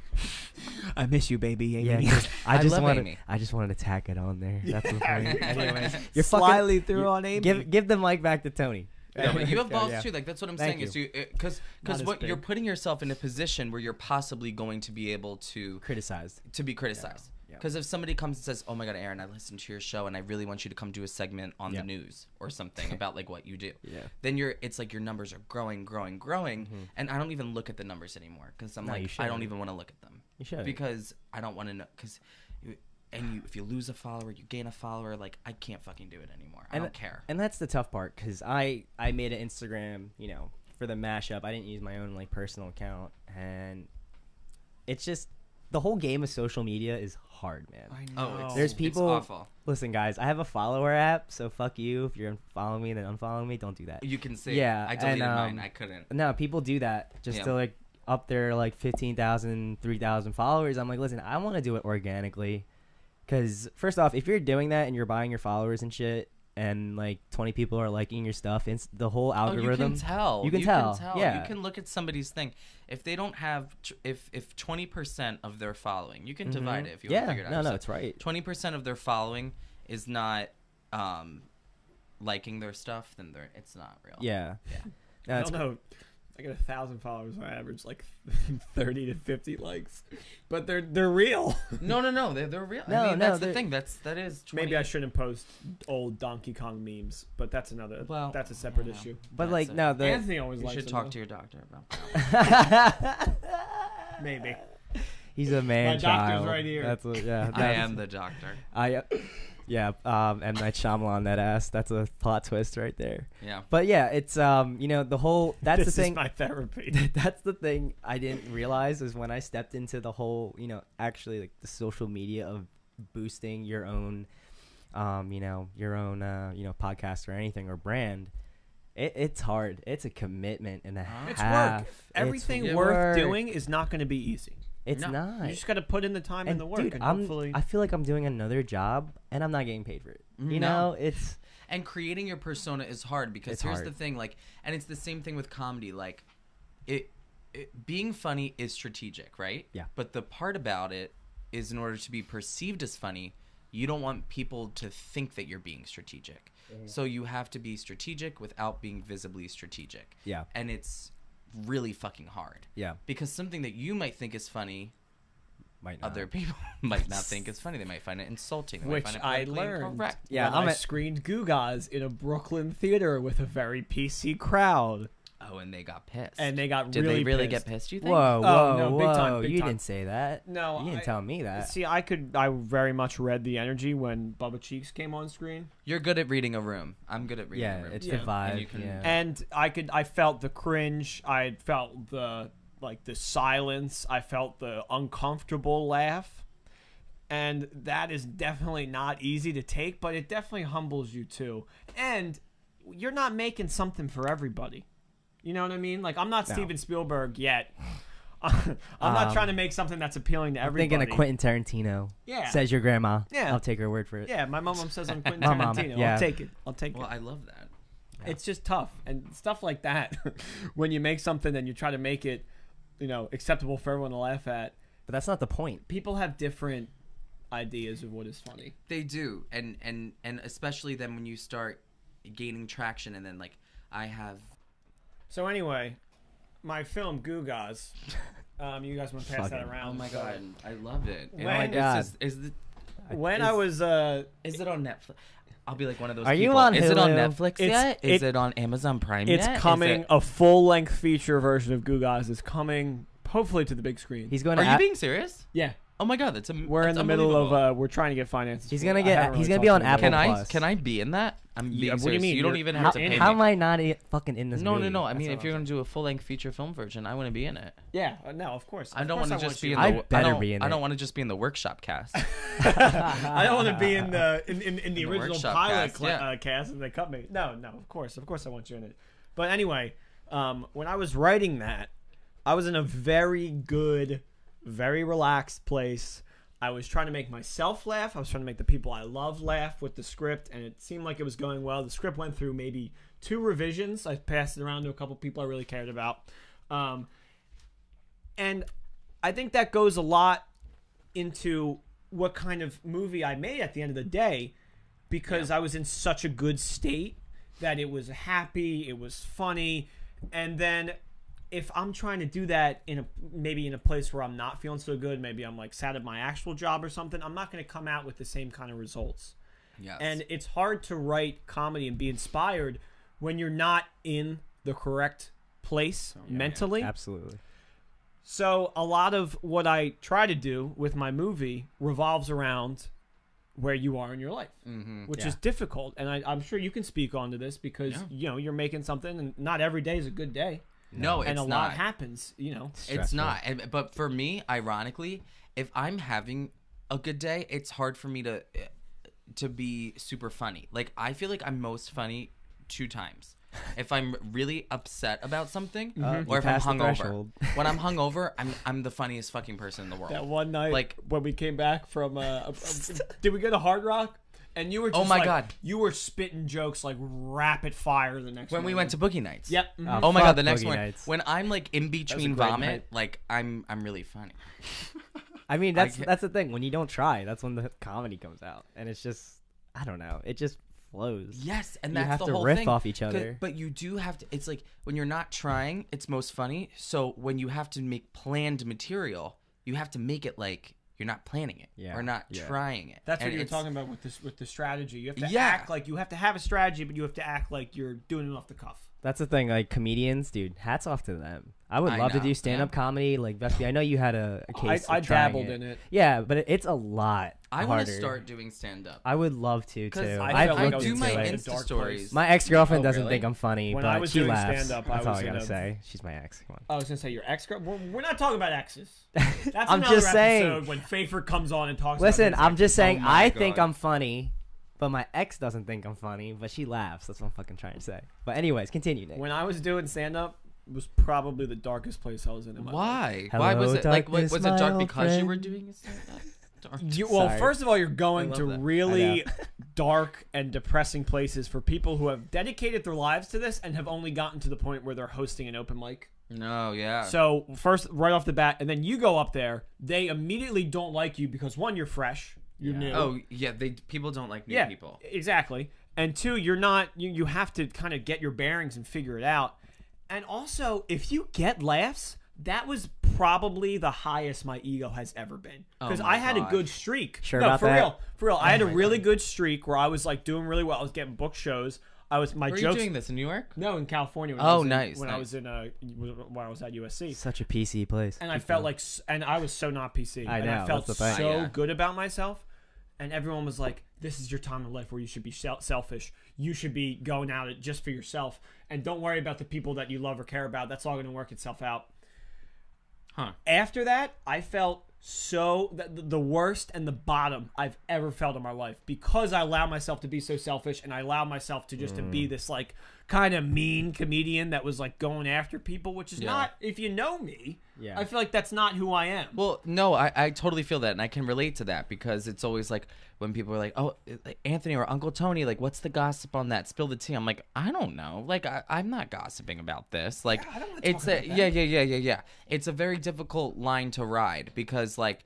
That's almost the reason why, like, when I do a promo or something, I joke and like do like the wine in the teacup because I'm like, I'm not actually gonna like talk shit about certain things. Like, some things are off limits for the tea corner, but for me as a person, like in my Instagram stories and stuff, like nothing's really off limits. Well, that's for the me. that's the thing. When you're doing comedy and you really want to stand out, are you going to be edgy? You know, have to be. You that's the have to thing. be a But little like bit yet again, edgy. you're crossing that line. Say you're saying jokes about the R word. Do you want to be edgy so you stand out, or do you want to like risk your career on that joke? That's the hard. You have to find that Yes, balance. you do. if you do stand up, and it's a risk, man. It really is. Do you play Yeah. it safe, or do you really like risk it for the You never biscuit? play it safe. No, I don't think you For can play it comedy. safe. No way. You never play it safe. Whether it's music, writing, comedy, acting, film, like whatever, you can't Football, play it safe. baseball, sports. Yeah. If you play conservatively, you're going to lose. Yeah. Yeah. And if you Yeah. play conservatively, you're not going to stand out. Well, no, you'll succeed if you play it safe. Mm-hmm. That's the thing. You'll succeed, but you will never be outstanding. You won't like, here's the thing, like in Germany and like I have a friend who's from Germany, and it's so funny because she was talking about coming over here in the school system. It's like, Don't. you want to get an A, like you want to get an A, and there it's like, no, you want to get a C, like you want to be average.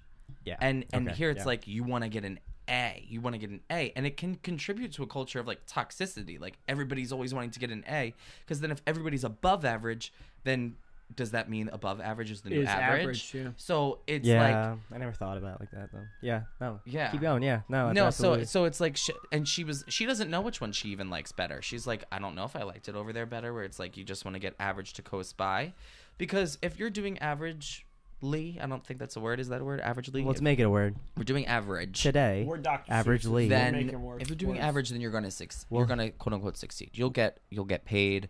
You'll be able to get a job. But when you do that level a little bit higher, you put yourself at risk for people not liking you. Yeah, But no, you also put absolutely. yourself at risk for becoming famous or getting paid more. So it could go either way. Yeah, no, it's tough. That's what I'm saying. You have to find that like silver lining Yeah. of how to proceed things. Because I've honestly thought, Jesus. if you guys hear that shit, Yeah. there's some emergency going on. No, you're good, Rye. They're coming for me. Yeah, no. This is Bravo They Police know I'm coming talking about after things I Tony. shouldn't be It's talking like, is Tony, held- he you is broke held contract. I hostage. was telling Nick in the car before this, I was like, I can't talk about this, I can't talk about this. And I always say that before, and then once I start recording something, I'm like, fuck it. I That don't was care, I'll talk what he about was it. talking about was hella juicy too. I'd love to get into that. We'll talk Well, about no, that hold later. on. I'm just Yeah. saying, I always ask my guests, is there something that you cannot talk about? Because I like to make everyone comfortable. You know, That's the other what thing. I'm I s- was I meaning to asked. say that I should have too. asked you before, but everything was so last minute. I was at a UFC fight, drunk out of my mind. I didn't really plan anything. So I'm just I meant telling to you say the that truth. to you before, though. I think that's also something that has separated me. Oh, I got you. Is that I with my guests, especially the housewives, which I know are under strict contracts. Yeah. Well, when I talk to a current housewife, Bravo and NBC Universal is also on the call, so they Oh record my my God. thing. But also, Send me that recording. but though. if it's a former housewife or if it's somebody like a comedian like Heather McDonald or a Broadway person, whoever it is, I let them listen to the full thing before I release it. Yeah. So I give them an option. I say you have 48 hours. You can listen to the That's whole really thing. generous. And that's very generous. yeah, because I want them to know. Probably builds better relationships. Especially, For sure. like I man. had this girl on, and she's pretty famous. You guys probably don't know her. Her name is Gretchen Rossi. She was on. She is a reality icon, and she was on the Real Housewives of Orange County. If you look at the memes, you know, like that meme that's like, "That's my opinion." Yeah, Have you ever yeah, seen that? yeah, That's Orange yeah, County. that's so and funny. and I love that meme. I said to her, With the face thing on it. Yeah. Yeah. I said to her, "You said a lot of crazy shit in this, and you might want to listen back." Why? Did she? The fucking that's my opinion. That's my opinion. Yeah, that is so gold. Did she Anyways, listen back, or was she just like send it? She listened back, and she did have a couple things, but I had to push her to listen to it. You know what I mean? And so I like to give people that option. And guess what? That might have been a great press mention for me. Yeah. You know, this person says this juicy thing on Tony's Tea Corner, Yeah. but I'd rather be upfront and have the person trust me. You want to build the bridge and keep it. That's what you want to Yes, do. I don't want to burn any bridges, except for when I called that woman the C word on my show, and I had to bleep it out eventually. Yeah. And I never say that. yeah. I'll say cunt. Cunt. You're saying it? I know. Are we allowed to say it? Yeah, now? you can say I think fuck. we're or allowed say to say I'm cunt. not gonna cunt. say it because my person told me never to say it again. It's definitely All not right, a well, pleasing word. Just tap me on the shoulder. I like the way it's Just sounds. tap it me on can the be a term of endearment Listen, to somebody that you care about. Shut up, Nick. No, for real. Anyways, for real. if you're gonna say tap me on the shoulder, I'll be like cunt, and I'll say it for you. Watch Okay. Lady Dynamite. It's a show by Mitchell Hurwitz, who's one of my favorite showrunners, and stars one of my favorite comedians, Maria Bamford. And Patton Oswalt greets her by Oh, saying, Patton, "What's oh. up, cunt?" And it's one of Oh, I know it's you're one of my talking favorite about. jokes. I know in the what you're whole talking show. about. Yeah, Maria Bamford is amazing, and she does a lot of great mental health talks. So if you haven't listened to her, she's like my favorite comedian. I'm just gonna give her a little plug. But Wait, I Maria Bamford is the one who talks like this. Yeah, a little bit? mhm. yeah. And then she's like, That was spot on. It's dude. nighttime. It was. I'm awake. Spot on. I do. Hold on. I do want to hark back though. Like I see the fact that you let your your guest listen to it. That's great. Honestly, I would try to do that, but you're doing with audio. I'm dealing with video, yeah, it's and hard. audio. That's It's what I'm nervous hard. about. I also think, 'Cause Gomez, that people really genuinely feel like they can be themselves here. So it's Yeah. less No, of like no, absolutely. Well, I that could regret also. saying this. Well, that's That the could come thing. back to Dude. bite If you you in the make ass. somebody feel like they can be themselves, they forget that possibly thousands of people And can that's hear been, them. So, dude, that's been every one of my guests. Not that I've ever edited anything, but there's people who are like, oh my god, we talked for an hour and a half. I don't even know what the fuck we talked about. I'm like, Who's that, Liam? bro, that's Liam on a daily basis. But anyways, Here's my Liam impression. people, it's hard because like I have, gonna be a dad. so I don't do my video editing. My cousin does the editing. I do the audio. that's nice. And does he get school credit? yeah, he gets credit. My intern's get school credit. Is he Oh, out of college? He's out of college. Oh, okay. Do you pay him? With my love. It's With family. love, okay. Yeah, It's It's family. You know, he loves it. He the Well, mashup. good. If it's his passion too Yeah. to do it. No, then... he's in generally a. My Look at God, that, my we're tech giving- guy's getting a little slouchy tonight. Oh my god, that's the whole. Oh my God, it's like that's Coppola. 2 fucking glasses Let's of spill wine. some fucking tea. But anyways, yeah. It's just so hard because I have to if I'm editing audio. So my last episode, I wanted my guest to, since it's such a sensitive topic, I wanted him to listen to the audio. He did, Good. and then he's like, yeah, everything's fine, blah blah blah. But luckily, like, he didn't say anything had to get edited out because I would have to edit my shit. Yes. Text my cousin, Oh, hey, yeah, that can would've you been- not fucking upload it right now? Because it does take a lot of RAM to upload shit and time, like 2 hours at least, and it's a process. But yeah, that's No, I great bet. that you really you should prove it with your guests, because that's the thing about podcasts. Put your money where your mouth is a little bit. That's the beauty of the format, honestly. It's the is beauty that of the Yes. format. It's the As opposed to realness, live radio. and it's not controlled. I really I think love this that. is the next live radio. Absolutely. Oh, no, it's there. Absolutely. There's a major. It's film, radio, television, or film, television, radio, whatever. It's going to eventually be film streaming podcast. That's sure. what Stream- because yeah. because cable. You give it 10 years, cable's done. That's what everyone's telling us. Like the young guns in the industry, like go for HBO, go for Hulu, go for Netflix. Well, because that's streaming is going to take over. well, that's why I start, Nick. Like, that's why I started the podcast, because I was like, dude, we need to get on it now. Anthony's going rogue. Like, we I should- like to hold it. No, I think no, I wanna I'd hold rather it. you. Yeah, it's louder. interview style, No, man. it's good. Yeah. No, but I've told Nick, like, yo, let's do it now before everybody else starts doing it, because it's getting so big now, and the fact that It's like huge. It's absolutely that huge. you affected me to start a podcast, and then I had other people start their own podcast. Like, you might as well capitalize on it now. That's the key. You should Timing. start making everybody who tells you they did it because of you pay you Yeah, money. yeah. What are you trying to Should. say, Anthony? You want some money from us? I need $1,000 right now. I got Disney dollars. Does that count? What is this, Disney Rams Doc. Brothers? Oh my God. Yeah. Oh fuck, sorry. No, you're good. That's another thing that's crazy is I got a bunch of shit from one of my podcast episodes talking about Disney World. I was shitting What, with they Heather want with Heather McMahon. Who's if you guys don't follow Heather McMahon, you gotta follow her. She's fucking Alright. hilarious. I'll I take your follow her suggestion. because She's of you. blown up. Yeah. She's blown up out of nowhere She with sounds Brittany familiar. 911.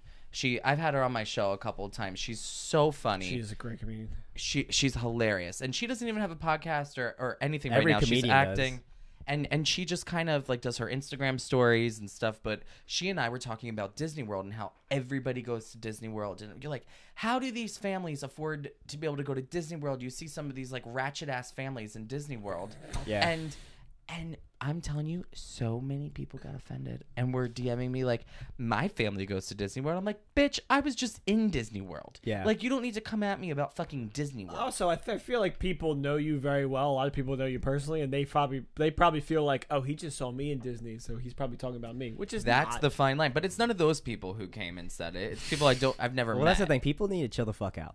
All right. Anyways, like, smoke a blunt. I don't know. Do something. I don't smoke, We should- but I'm we just should saying. smoke Yes. a blunt on this show. Once weed is legalized in Jersey. Not in Jersey. Well, not that's the yet. thing. Did you hear about got it? postponed. It didn't. I It didn't know. even go up to vote. I know. So You didn't Yes, get I that it far. didn't- heard about it didn't that, go yeah. up for vote, and it was just like, you know, we're gonna drop it. I'm like, listen, I don't smoke, so it's like I don't care, but I don't think I smoke feel like either. we should, tax the shit out Yeah, of me it. You neither. can make so much money, you know.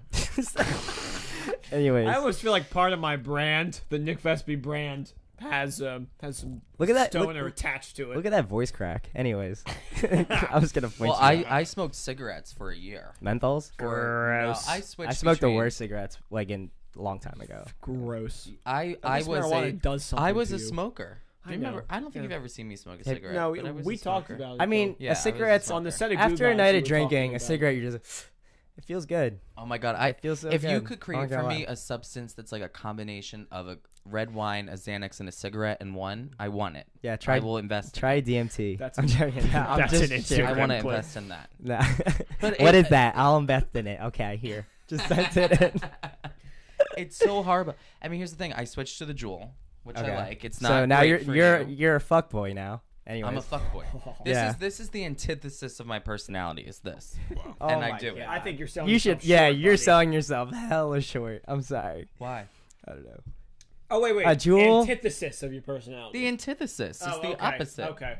Oh, I thought you This said doesn't is go like with the me. see, this is why I failed SATs. If- I don't know my. I know major. what that means, but for anyone who doesn't know what that word means. Thank you. Yeah. Antithesis. It means Can drink- you use it in a sentence? This is the antithesis. Iridocyclitis. So what I'm getting is the opposite.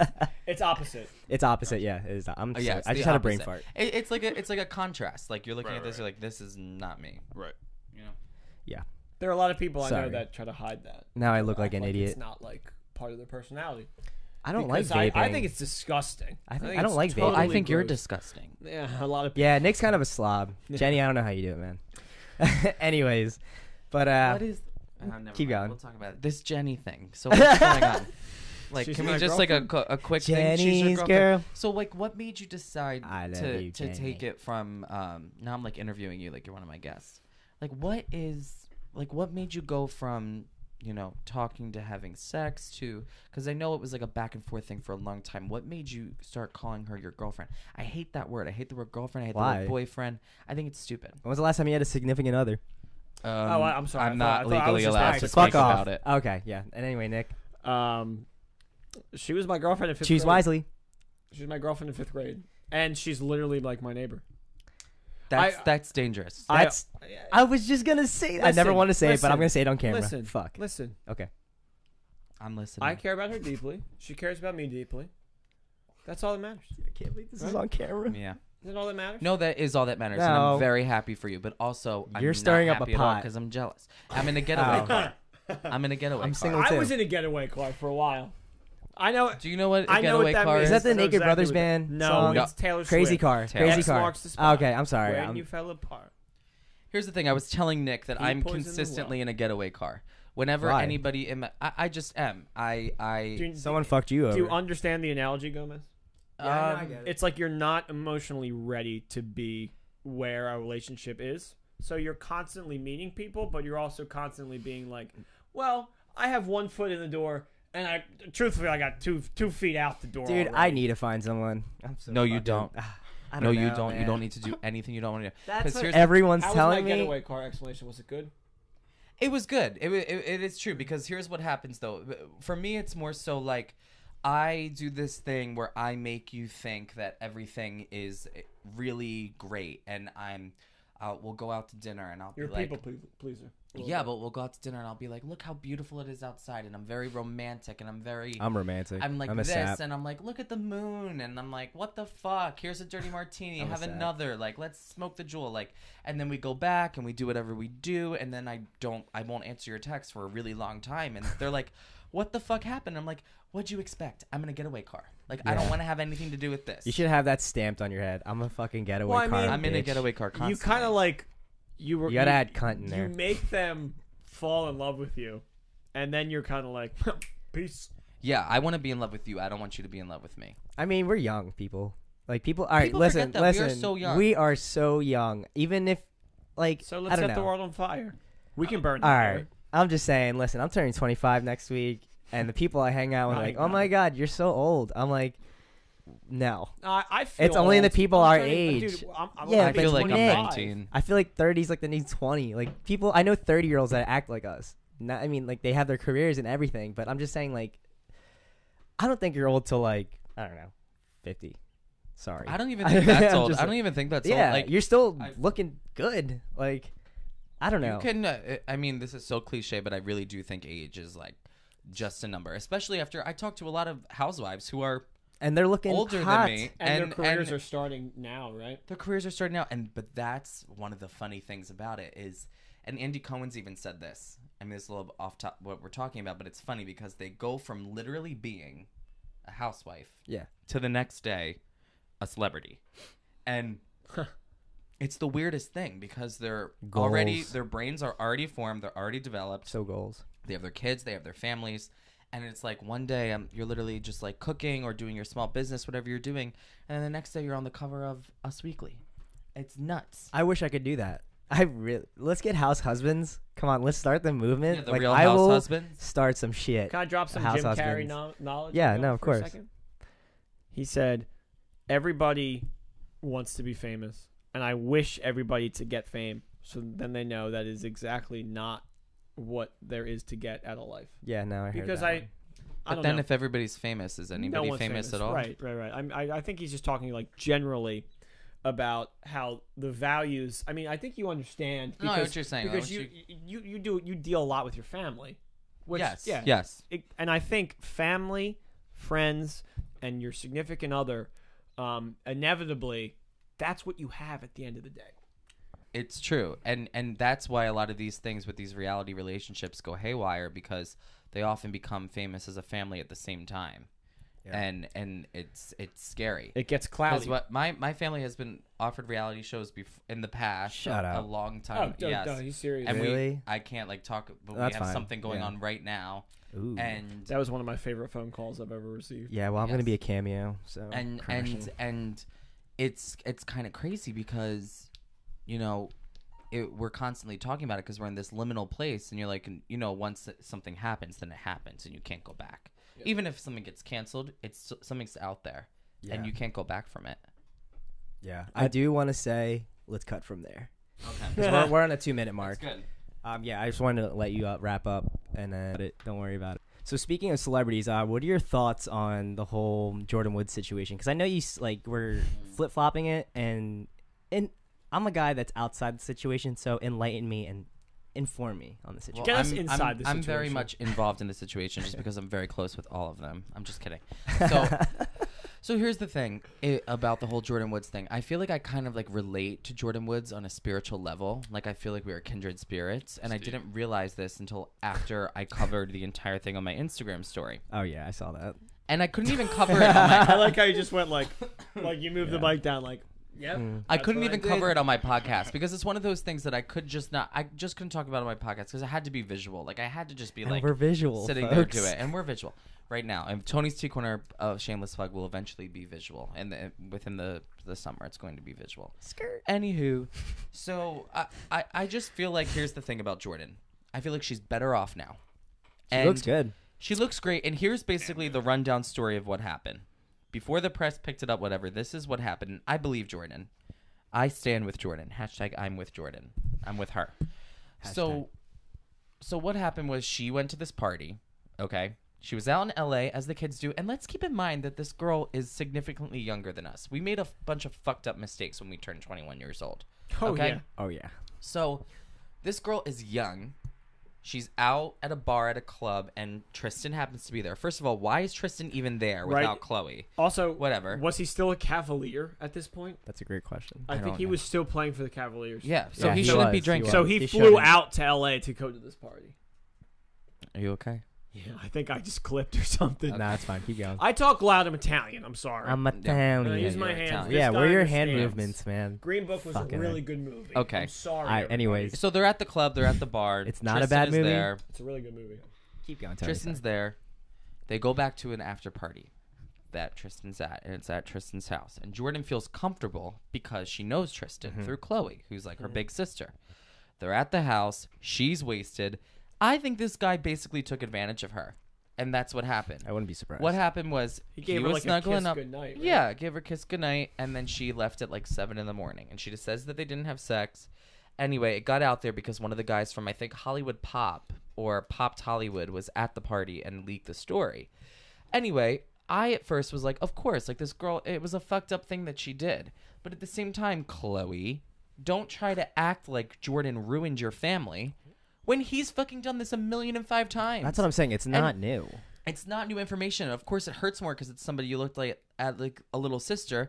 But you know what my thing would have been? I might have been a little bit pissed off and I'd be like, you know what, Jordan, I'm taking you under my wing. This guy's a scumbag. And you know what? He just tried taking advantage of you. This is horrible. But didn't do Just it. They because didn't do it. He is wrong, that doesn't mean that she's not wrong. Because what? she wants Tony? to put all the blame on Tristan, right? She No, doesn't. I'm She sorry. took. She wants to put all the blame on Jordan. Oh, Chloe. Yeah. Chloe Wants to put all the blame. on Jordan, and she's like, "You ruined my family. You did all this. Yada yada. This is all your fault. It's not his fault." It's all clout, man. But Clout. yes, Clout. it's definitely more his fault because he's an adult and he understands the situation more, and he knew what he was doing. But she's not totally out of the wrong. She's definitely in the wrong. And she's admitted to those wrongdoings. She said, I shouldn't have even been there. Yeah. I shouldn't have even gone back. I shouldn't have put my legs on top of his legs. At the same time, she was drunk. She said I wasn't blacked out. And she could have she easily could have been like, guess what? I was blacked out. I had no idea what happened until the next day. She didn't even lie and say that. She said, I wasn't blacked out. I was drunk, but I knew what was going on. What kind of standard are we holding, though, if, like, we're applauding her for not saying that she was blacked out?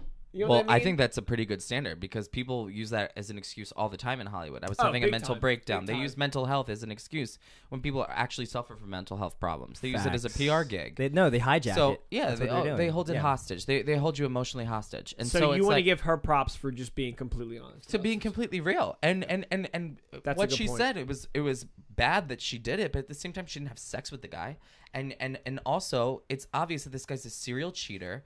He's misogynistic. He's horrible. He has a lot of issues. And Chloe, are we gonna fucking forget that the reason why you were with Tristan in the first place is because he cheated? You broke up his family?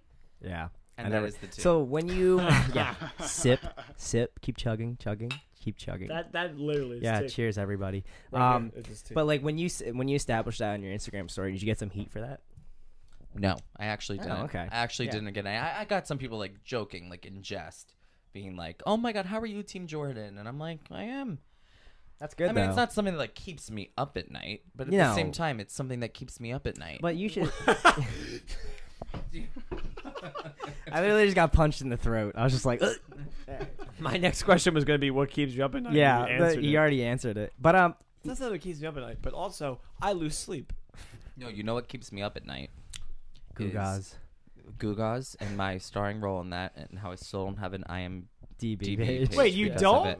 Yeah, how do you know? Everybody else does. Oh, shut up! You don't fucking you have kidding one? me? No, I'm dead serious. Right. For the movie? Are you trying to get him heated? I bet you have one. I bet you look up Anthony Lario. All right, look on up Anthony Lario. IMDb, and it's gonna say. All right, so James while he from does Gugas. that, there's a lot of hot real time heat. There's some real hot topics this week. So Cardi B admitted on a live stream.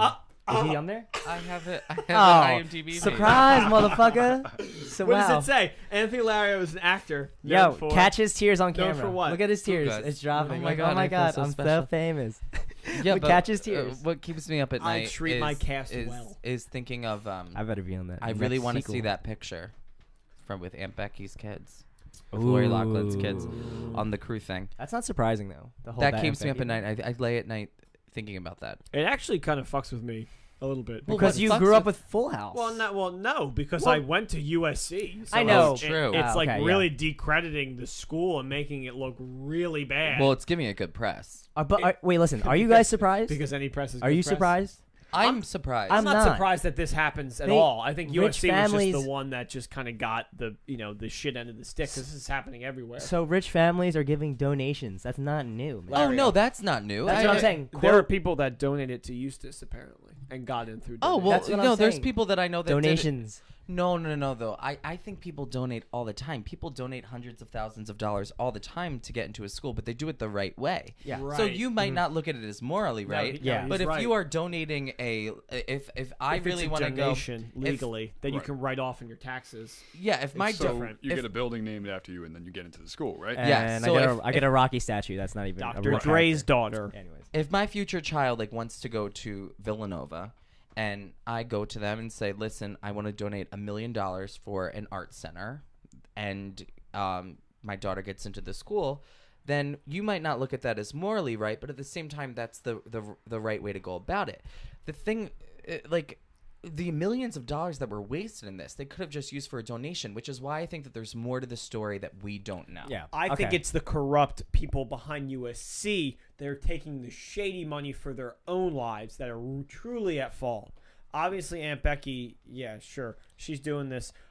Not to say that there aren't thousands of other rich people that do this daily, but it's USC that's looking really bad because they're taking this illegal money and are using it not for the university. Dude, they're not the only one. Like, No, they're not. I mean, they're They're on the not. spotlight. These I are can't two people lie. who got caught. Yeah, you got caught. So Yeah, exactly. But I do think that this is kind of an isolated incident, and I might be naive saying this, but Say I it. don't think this happened. No, it's just that it's an isolated incident. I don't think that this happens often with the extent. I'll take that. And I think Really? that they got caught because what happened was so extreme. The only I mean, people don't pose for crew shots. Right. Yeah. I mean, I'm telling you, yeah, that is yeah. an isolated incident.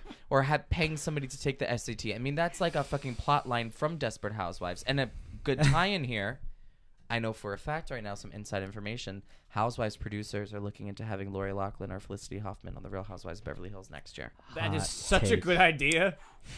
That is such a good and idea. And the Bravo Boy, I'll give a shout out to my friend the Bravo Boy, who got traction on Wendy Williams, Entertainment Tonight, all Wendy. these crazy. Wendy's not doing too good. Right She's now. not doing well. No. But my friend the Bravo Boy got a ton of press because he made this meme and he like photoshopped Lori Loughlin and Felicity Huffman into Housewives outfits and did taglines. And Felicity Huffman's tagline was something like, "There's nothing desperate about this housewife," or something like that. And then Lori Loughlin's was, "My house is full and my jailhouse is even more full." Yeah. God. Hire this man. Yeah, at this he's point. amazing. No, that was he got really so good. much press. I'm like so proud of him. He was like, he got like 5,000 followers just from all the press he got with I that. just think like the crazy part about the whole Aunt Becky situation is that It's Aunt Becky. it's it's Aunt It's Becky, Aunt Becky. but it's also their kids didn't play the sports that they were applied to. So like crew, they were like, oh, just put her on the crew team or like whatever sport, and they're just like half-assing it and they're just put on there like on the Well, list. that's thanks to the. That's just thanks to crazy. the act That's where it was extra. like there was an act that was put in place where it was like, if you're giving all these boys this money to play basketball, then you also have to do the reverse and give these girls all this money to either do crew or field hockey or So whatever. Title or IX. basketball or women's So- basketball. or basketball or Title IX. Exactly what it is that what you're referring to? Huh? Title Title IX? Yeah. Yeah. So Title Exactly. IX. Yeah. Yeah, and Title IX is important. Schools, It is. Villanova has a Title IX coordinator. I mean, schools have people just for the Title IX coordination position. Yeah. I mean, Bitch. I wasn't saying it wasn't important. No, I'm kidding. No, I don't even know what I was we're, trying to we're, say with that. I was we're just trying to be edgy, bring it yo. to the light that Well, listen, that those crew people, even though they're not as high regarded as some of the basketball Yes. players, that there will be money in place for them. Even though I guess it looked like I was coming up their throats, huh? I'm kidding. Be bold, Nick. Be bold. Read a room. I'm putting that. Put your I'm putting the headphones back on. yeah. Put your fucking headphones back on. Oh my god, and you chief. can't even hear your voice? I'm in my Yeah. safe space now. Now his ears are bleeding because he's hearing himself. I saw Anyway. that. See how comfortable you are with the mic though? Like when I go into Sirius XM and like I have the mic, I still like It act looks like it's comfy. the first time that I've ever done it. Like Well, you I did a pretty can't. good job What do you with the mean? hand. Well, I'm You're holding doing good. this. I feel so comfortable in front of a Oh, camera. and behind this mic. is what no, I do just this mean all tell the the, time. me- I mean the technical aspect. Yeah. Like I don't know how to like what to do with it. Like I feel very Dude, uncomfortable. I taught myself this shit. Like literally, I point out my own flaws in the video. I go like this a lot. Like I love touching. That's fucking fun. thing, In every other play with episode it, I'm you in, know? this I'm is literally falling fucking with it off every time. because I fuck with it so much. Yeah, it's fun because It you're just is like, fun. ooh, knobs and shit. But Yeah, it's just, I like it. but there's a lot of hot topics this week. Like so, Oh, you so know, many. like Cardi B admitting on a live stream that she used to drug guys. See, this to was steal their known. money. This was known. Well, yeah, she's Wait, a let stripper. me hear what. So tell me a little bit more. So So she- I know a she little was- bit about this, but not too much. She was pretty much irked by I don't know who it was, but she went on a live stream saying, I had to fucking drug guys and steal their money to live because it was like What's- a last resort for her. What's fucked up is she makes it seem like it's this like woman empowering movement because she's like, I did what I had to do to survive as a woman, and I would drug these guys and then take all their money. And then she also is on record saying, I'm gonna drug this guy and make him have sex with a tranny so he feels embarrassed too. Yeah. Which is fucked. I mean, if you put my name in there, my career's over. That's what I'm saying. I have a very neutral view on this. So Okay. here's the I would thing. love to hear it. Don't agree with Because me. I like one of my flaws, and I think it's also one of my not flaws, the opposite of a flaw, is that I overindulge myself with like Antithesis. media. The antithesis is my flaw. Antithesis. I overindulge myself with media and like from every point of view. So if like you think Fox News is too right wing and you think that CNN is too left wing, guess what? I watch both and I watch everything in between. That's what you should do. I like to overindulge myself with everything, every point of view. I'm in a bunch of different Facebook groups where some are left leaning, some are right leaning, some hate housewives, some love housewives. I like to know all the perspectives. And here's what I've gained from this. I don't think it's a good thing that she did it at all. I don't know if it's good that she's speaking about it. But at the same time, I think we do have to remember where she came from and where she is now. So if she is systematically, if you want to use that word, oppressed to the point, and she was oppressed to the point where she had to do some of this stuff, and it's kind of known that some people do have to do kind of this stuff to survive when they do come from a place of systematic oppression, then maybe it's not so bad.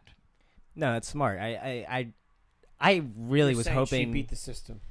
I was really hoping you didn't agree with me, because I'd rather have someone that has a different view. So I do can agree with me a no, little no, bit? no. I'm moving Oh, over okay. a little bit. I put my foot in the water a little bit. But at the same time, I don't like, think it's ever okay to drug somebody.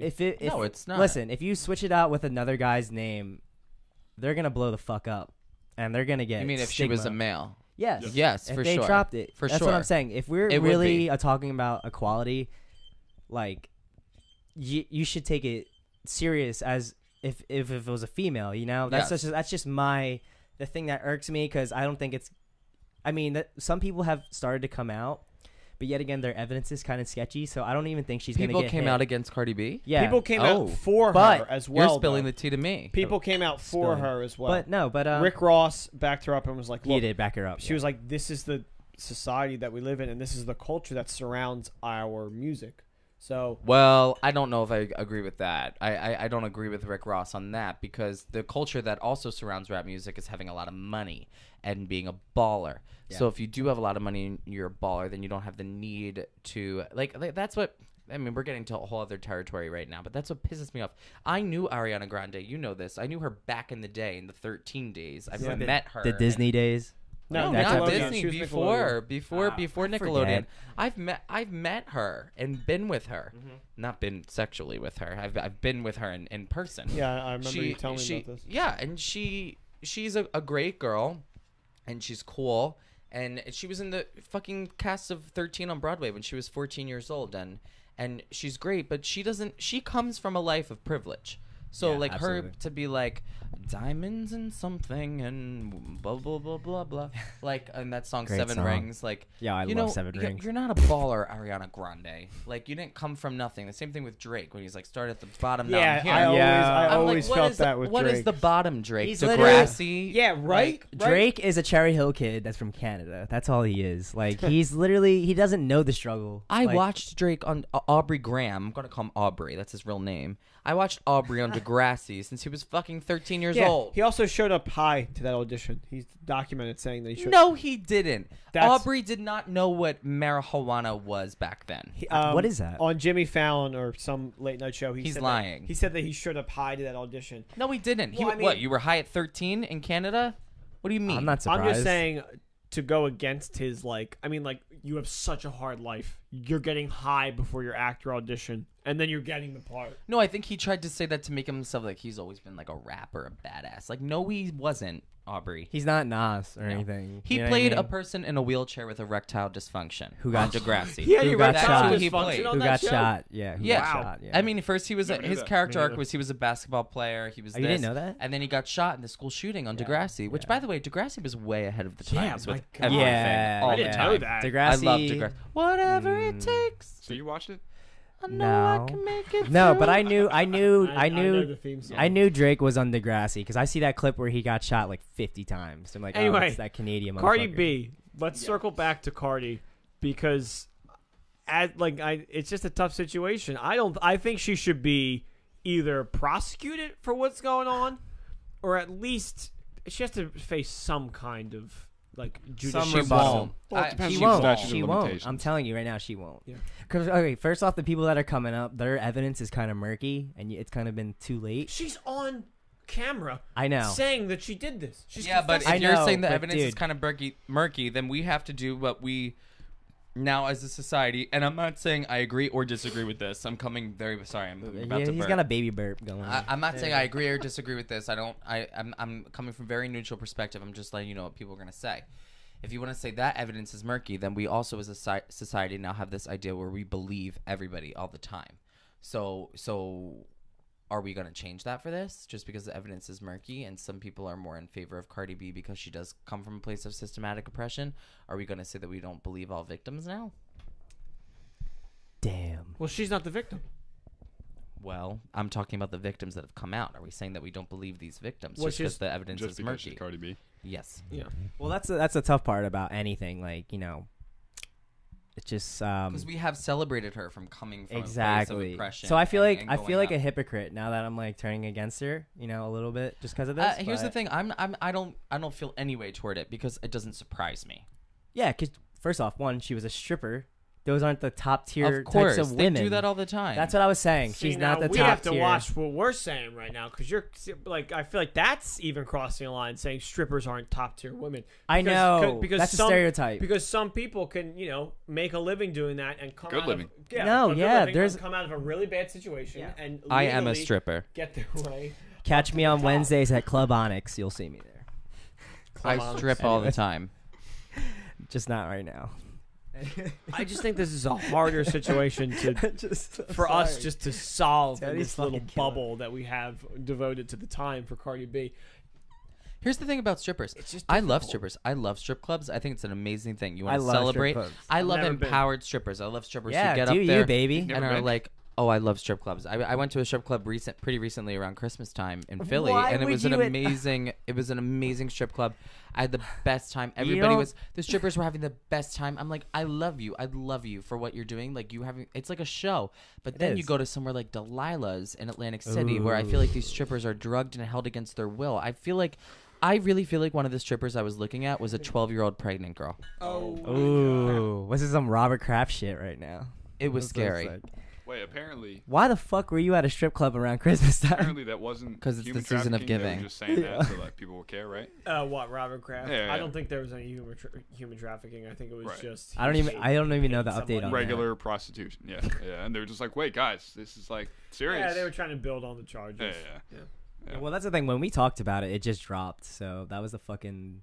We didn't really get the update on it. We're just like, Well, we'll just go with it and shit. That was a goofy podcast because we. we were MacGyvering the fuck Shit, out I'm of it. sorry. No, you're I good. That's totally did fine. it by accident. I was But- trying to record us. But like, yeah, no, the Cardi B thing, it's just weird. Because with feminism nowadays, I'm curious to it's- see where it's going to go Yeah, because there is a It's double. gonna go nowhere. There's a yeah. Really? No, It's I gonna go really, nowhere. I really think it's gonna go under the bridge. It's going to go absolutely nowhere. I feel like it was being talked about a lot last week. I haven't heard anything about it this Yeah, weekend. it's gonna go under I the haven't bridge, seen I any think, press yeah. about it this weekend. I feel like it's going to go totally nowhere. She'll win another Grammy next year, and it'll just keep going. Well, maybe she won't win another Grammy. You don't know. I mean, Either way, it it's just depends. water under the But bridge, right? But the point is, Yeah. she's gonna be Cardi B in the end. Here's But the thing right guys. now. We have. Oh, go ahead. No, I'm go sorry. ahead. We have cancel culture right now. Mhm. Cancel culture. And Yeah. here's I know what it's he's talking cancel about. culture. Yep. And here's the thing. He's getting there. Yeah, what the fuck? I had to look at him. I was just like, to see what everybody else was gonna say. If you make a mistake, you're done. No. Your show's canceled. Well, right, guess your what? career's It's over. all going to change, Well, though. I'm telling you right sure, now, man. All right, so I Well, don't know what he's talking about. In the then. That's not next, it. in the makes next, sense. I want to say 2 years. This is what's dangerous, and I don't care if you want to be as PC as you want to be. You can be as PC as you want to be. If you want to be the other way, whatever. But this is what's going to happen if we keep canceling everybody. Everybody is going to be canceled. Okay? Every single person is going to be canceled. We are going to go in the opposite direction. You see how 12 o'clock is the top of the clock? We are going so far this way. Canceling, inappropriate, that eventually the opposite is going to happen. And there's going to be a complete breakout of, well, guess what? Everything is inappropriate, so guess what? People are going to be pissed off at me either way, so I'm just going to go full throttle at it. And once one person starts doing it, everybody's going to start doing it, and then more people are going to be more offended than ever. And then we're going to become desanitized to offensiveness, and nobody's going to be offended. Well, that's what I wanted to add to your comment. It's I'd rather that. it's a pendulum.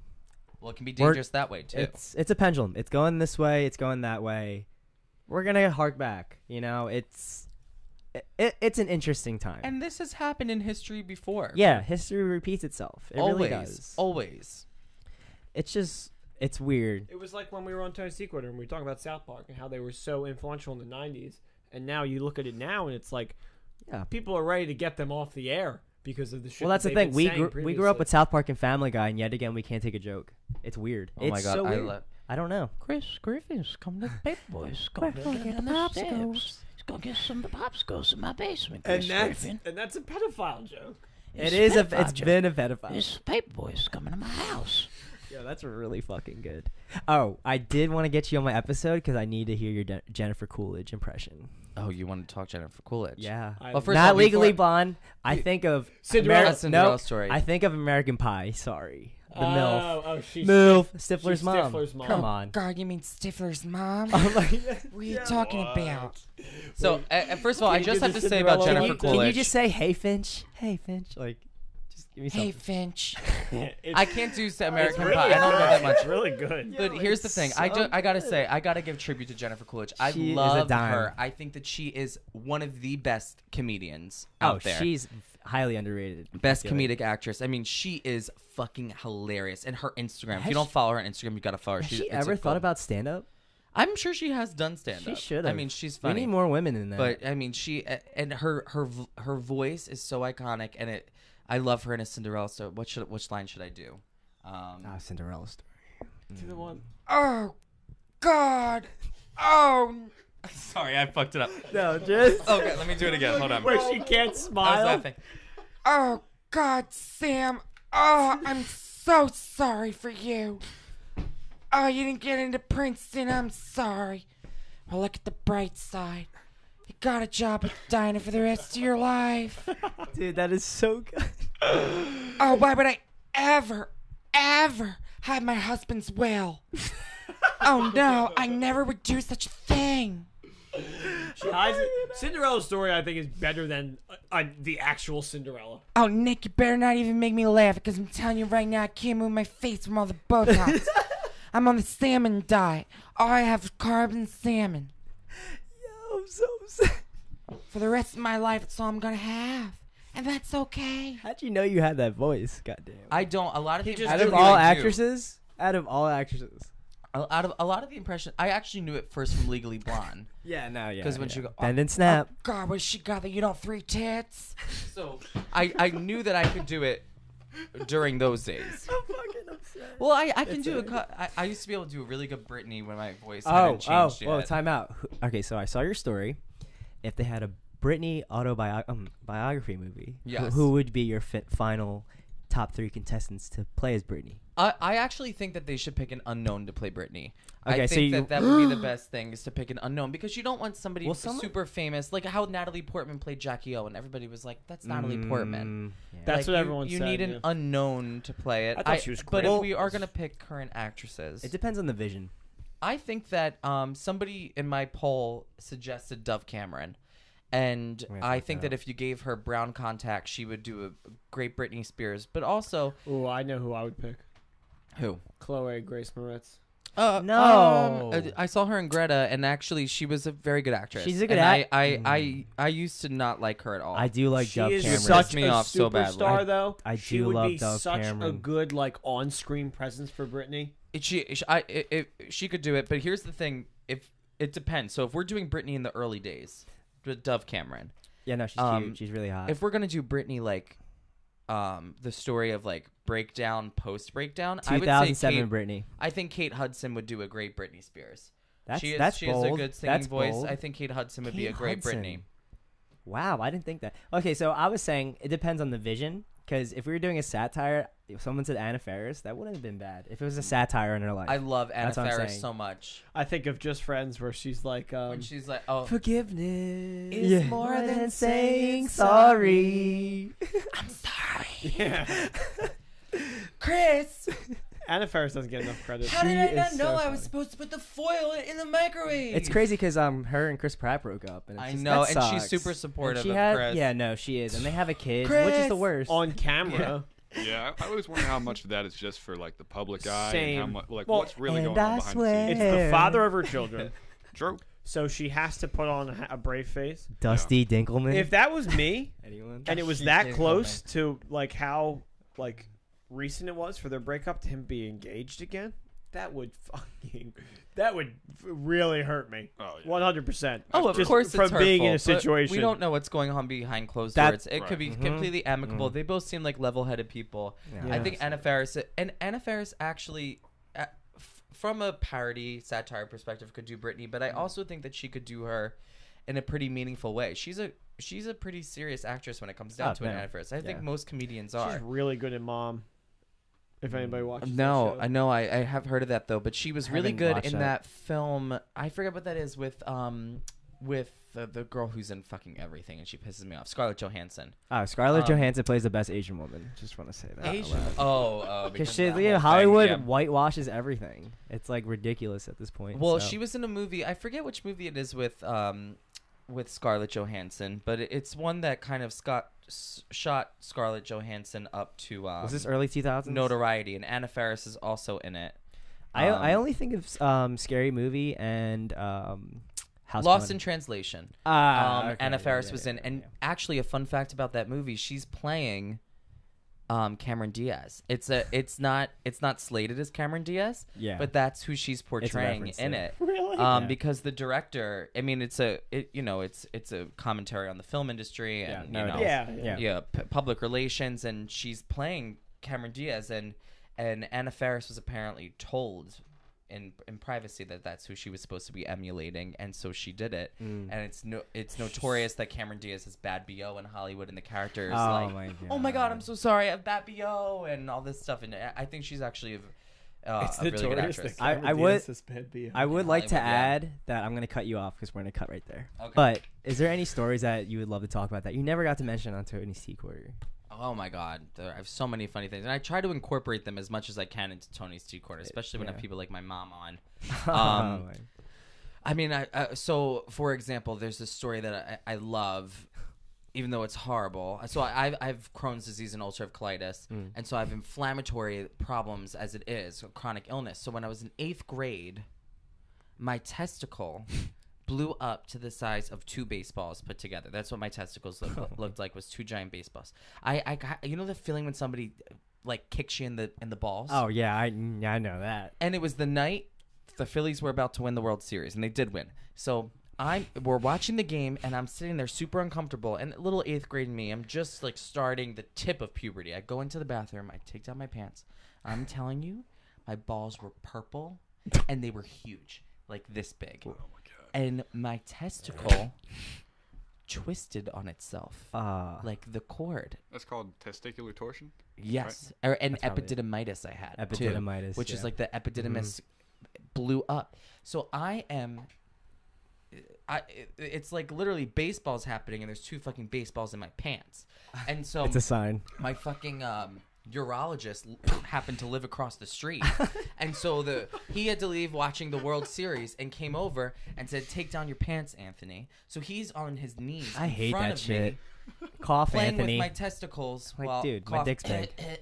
while the baseball game is happening, and there's no cure for it. So what I had to do is just do Motrin around the clock. So I was walking around in the Phillies Day Parade with an ice pack taped to my testicles. Like South Park style, bouncing on your nuts. Yes.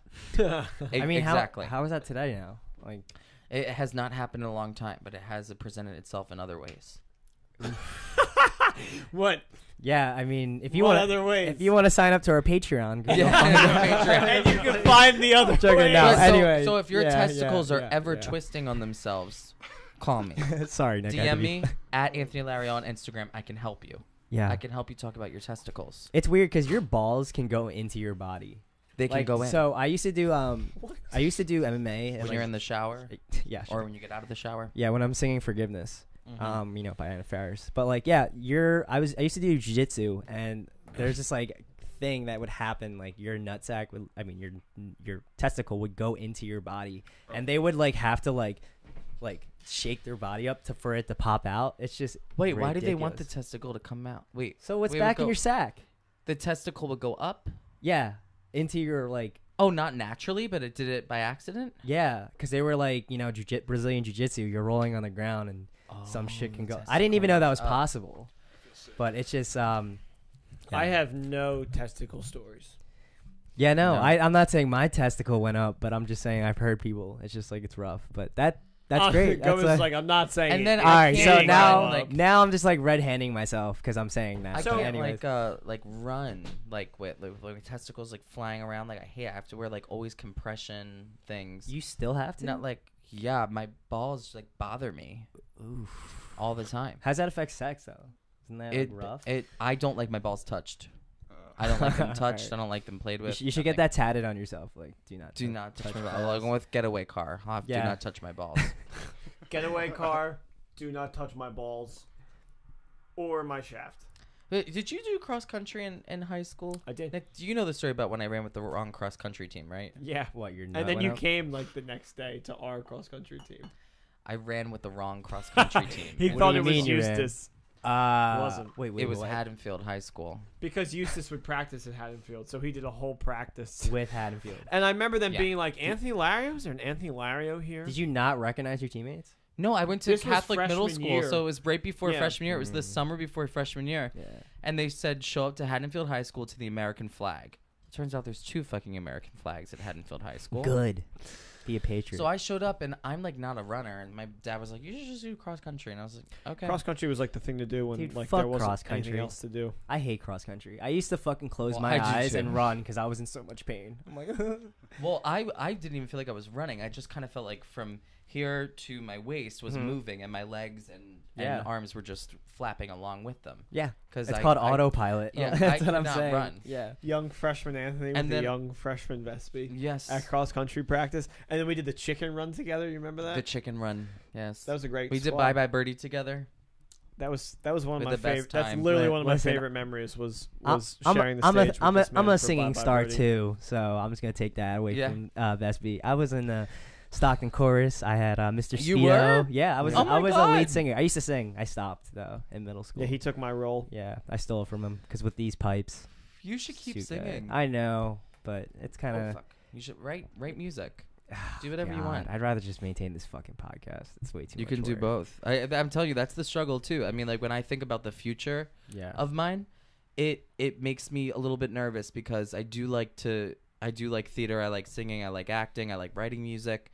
And sometimes if I'm only inspired to write music, Yeah. then I won't want anything to do with the podcast for like Yeah. 3 weeks. No, that's great. I actually wanted to bring up your future of your podcast because we're gonna wrap it up, and Yeah. I wanted to know you are going to video. So like, Yes. if for the fans of Tony's Tea Corner, when would you expect that? Like, are you just you're partnering up with a company? A production company who Mhm. yeah. So this production company's awesome. Mhm. They specialize in stuff like reality TV and stuff like that. But they love Tony's Tea Corner and I fucking love them. And so That's awesome. we're partnering up and they are going to sponsor video production for Tony's Tea Corner. Based That out is of a really studio in Philly. Yeah, it's gonna be cool. Yeah. So by the summertime, we're gonna have video, and I'm gonna try to get as many celebrities in the studio as possible. Absolutely. And there's always gonna be audio for Tony's Tea Corner. So if you're driving, Yeah. you can still listen. If you like to fold laundry, if you like to have sex while listening to me, you can still do that. Johnny. And if you want to have sex watching me, you can too. Wow, So that's you the can do both all worlds. of it at the same time. But I we got right to sex. yeah, Yeah, no, it sex always is comes no, back. sex is Laundry everything. to sex. No, Yeah. that's a normal. They're transition. usually one in the same. So You guys are just communicating telepathically. I'm just like, yo, let me So in. Bye Bye Birdie. Let me in. We are currently sponsored by Bishop Eustace 2013 production of Bye Bye Birdie. Whack. bye bye Bernie. Yeah. That's But the thing. I guess we'll just wrap this up. So, what is your advice to future podcasters and people that want to put their own content and get in the internet and really try to pursue something? Well, I would say my advice would to be, and it's so cliche, but I say this all the time, is to be yourself, but at the same time, totally don't be yourself. Be yourself. Be Be yourself. yourself. Wow. And when Farrah. I say don't be Watch yourself, Just Friends. when I say be yourself and don't be yourself, I mean it in the way that, if you are naturally inclined to not share your opinion, or if you are naturally inclined to be shy and you don't want to be, and you think that you have ideas and you want to get them out there, if you think that you have ideas and you think that you have talent, you just might. So be yourself in that area, and then don't be yourself, and shake off that shit. Shake off that whole idea of I'm not good enough to be doing this, or my opinions fucking suck, and shake off that part of yourself. And I guess when you do that and you cross divide them and cross multiply them, then you do become authentically yourself. And if you're going to talk about social media, put it all out there. Don't hold it back. I mean, there's going to be people all the time who are like, this kid fucking sucks, or like, this kid, what is he doing, this like fucking internet thing, or a podcast. Everybody has a podcast. Well, guess what? Everybody does have a podcast, but you don't. So, Bitch. Yeah, fuck off. So, yeah, just be authentically you. It sounds cliche, but it's really not, because people who say cliche things say them a lot, but they don't understand what they actually mean. Yeah. I'm a big fan of cliches because we say them all the time. It's like muscle memory, but we don't know what they actually mean. No, that's and so if you true. implement what they actually mean, then maybe you'll be a little bit happier. And I think that if you do have a talent and you're not sharing it, then It's a loss. Yeah, it's a loss, and you're unhappy. You're unhappy. Nick, do you want to say anything else before we wrap up, bud? I want to thank Anthony so Yeah. much for coming, and I'm happy that I finally was able to introduce you two. Yeah. Oh my god! And thank you Worlds so much collide. for yes. No, thank you so much for having me on. I had the best time. Thank you. This show is great, you. and something that's great about I it. love Oh this my guy. god, I love you all, and it's a great show. And I'm Thank serious. you. Like, keep Thank going you. with it. Thank you. And look at this fucking studio setup. I mean, you guys can't see like the behind the scenes, but we have like Yeah. a fucking switchboard. I don't know what any of those. It's called a controls mean. mixer. We have Ryan back here Drinking looking wine with great, us. drinking wine with us, and that's the thing. It's all for fun. And yeah, passion. It's all for passion fun. fuels it. Hopefully someday we'll be able to make a living off of having fun, and then we never go to work a single day in our lives. Yeah, right? Yeah, that's and the that's dream. another cliche that think about. It is. Yeah. I've heard So that watch out, before. Joe Rogan. I'm Yeah. gonna say that. But Anthony, thank you again. Thank you. And I would love to have you here again. And I would love to come out. I would love to have you on the tea corner. No, Come on. dude. Yes, I would love to have you on. spill tea. I would love to drink more wine with you. I would love This to meet just your fills my mom. heart. I Yes. I need to meet your mom To at this your point. friends. Like, Of Get to- course you but, can. we just met each other for the first time finally, and Yes. like the fact that we clicked. Thank you, Nick, for bringing him here. And hey, No problem. well, guys, if you want to learn more about Tony, please refer to the description below. His podcast is Tony's Tea Corner. So this is a wrap up of episode 8. Wow, episode 8. So we are like 2 months, about 2 months old, and we're growing. And I do want to thank you guys so much for all the feedback. It really does mean a lot. If you guys could like and subscribe to the page, we are on Apple Podcasts, if you can rate us, and we are on Spotify, but we will eventually be on Stitcher and Google Play. So episodes every Wednesday night. I will see you guys then. Take it easy. Where can they find you on Instagram? On Instagram at the mashup123. And you can find him on Instagram. And it will be in under- the description. But Tony, what is your Oh. Instagram? At Anthony Lario. At Anthony Lario. So guys, thank you for tuning in. We'll see you next time. See you guys. Great.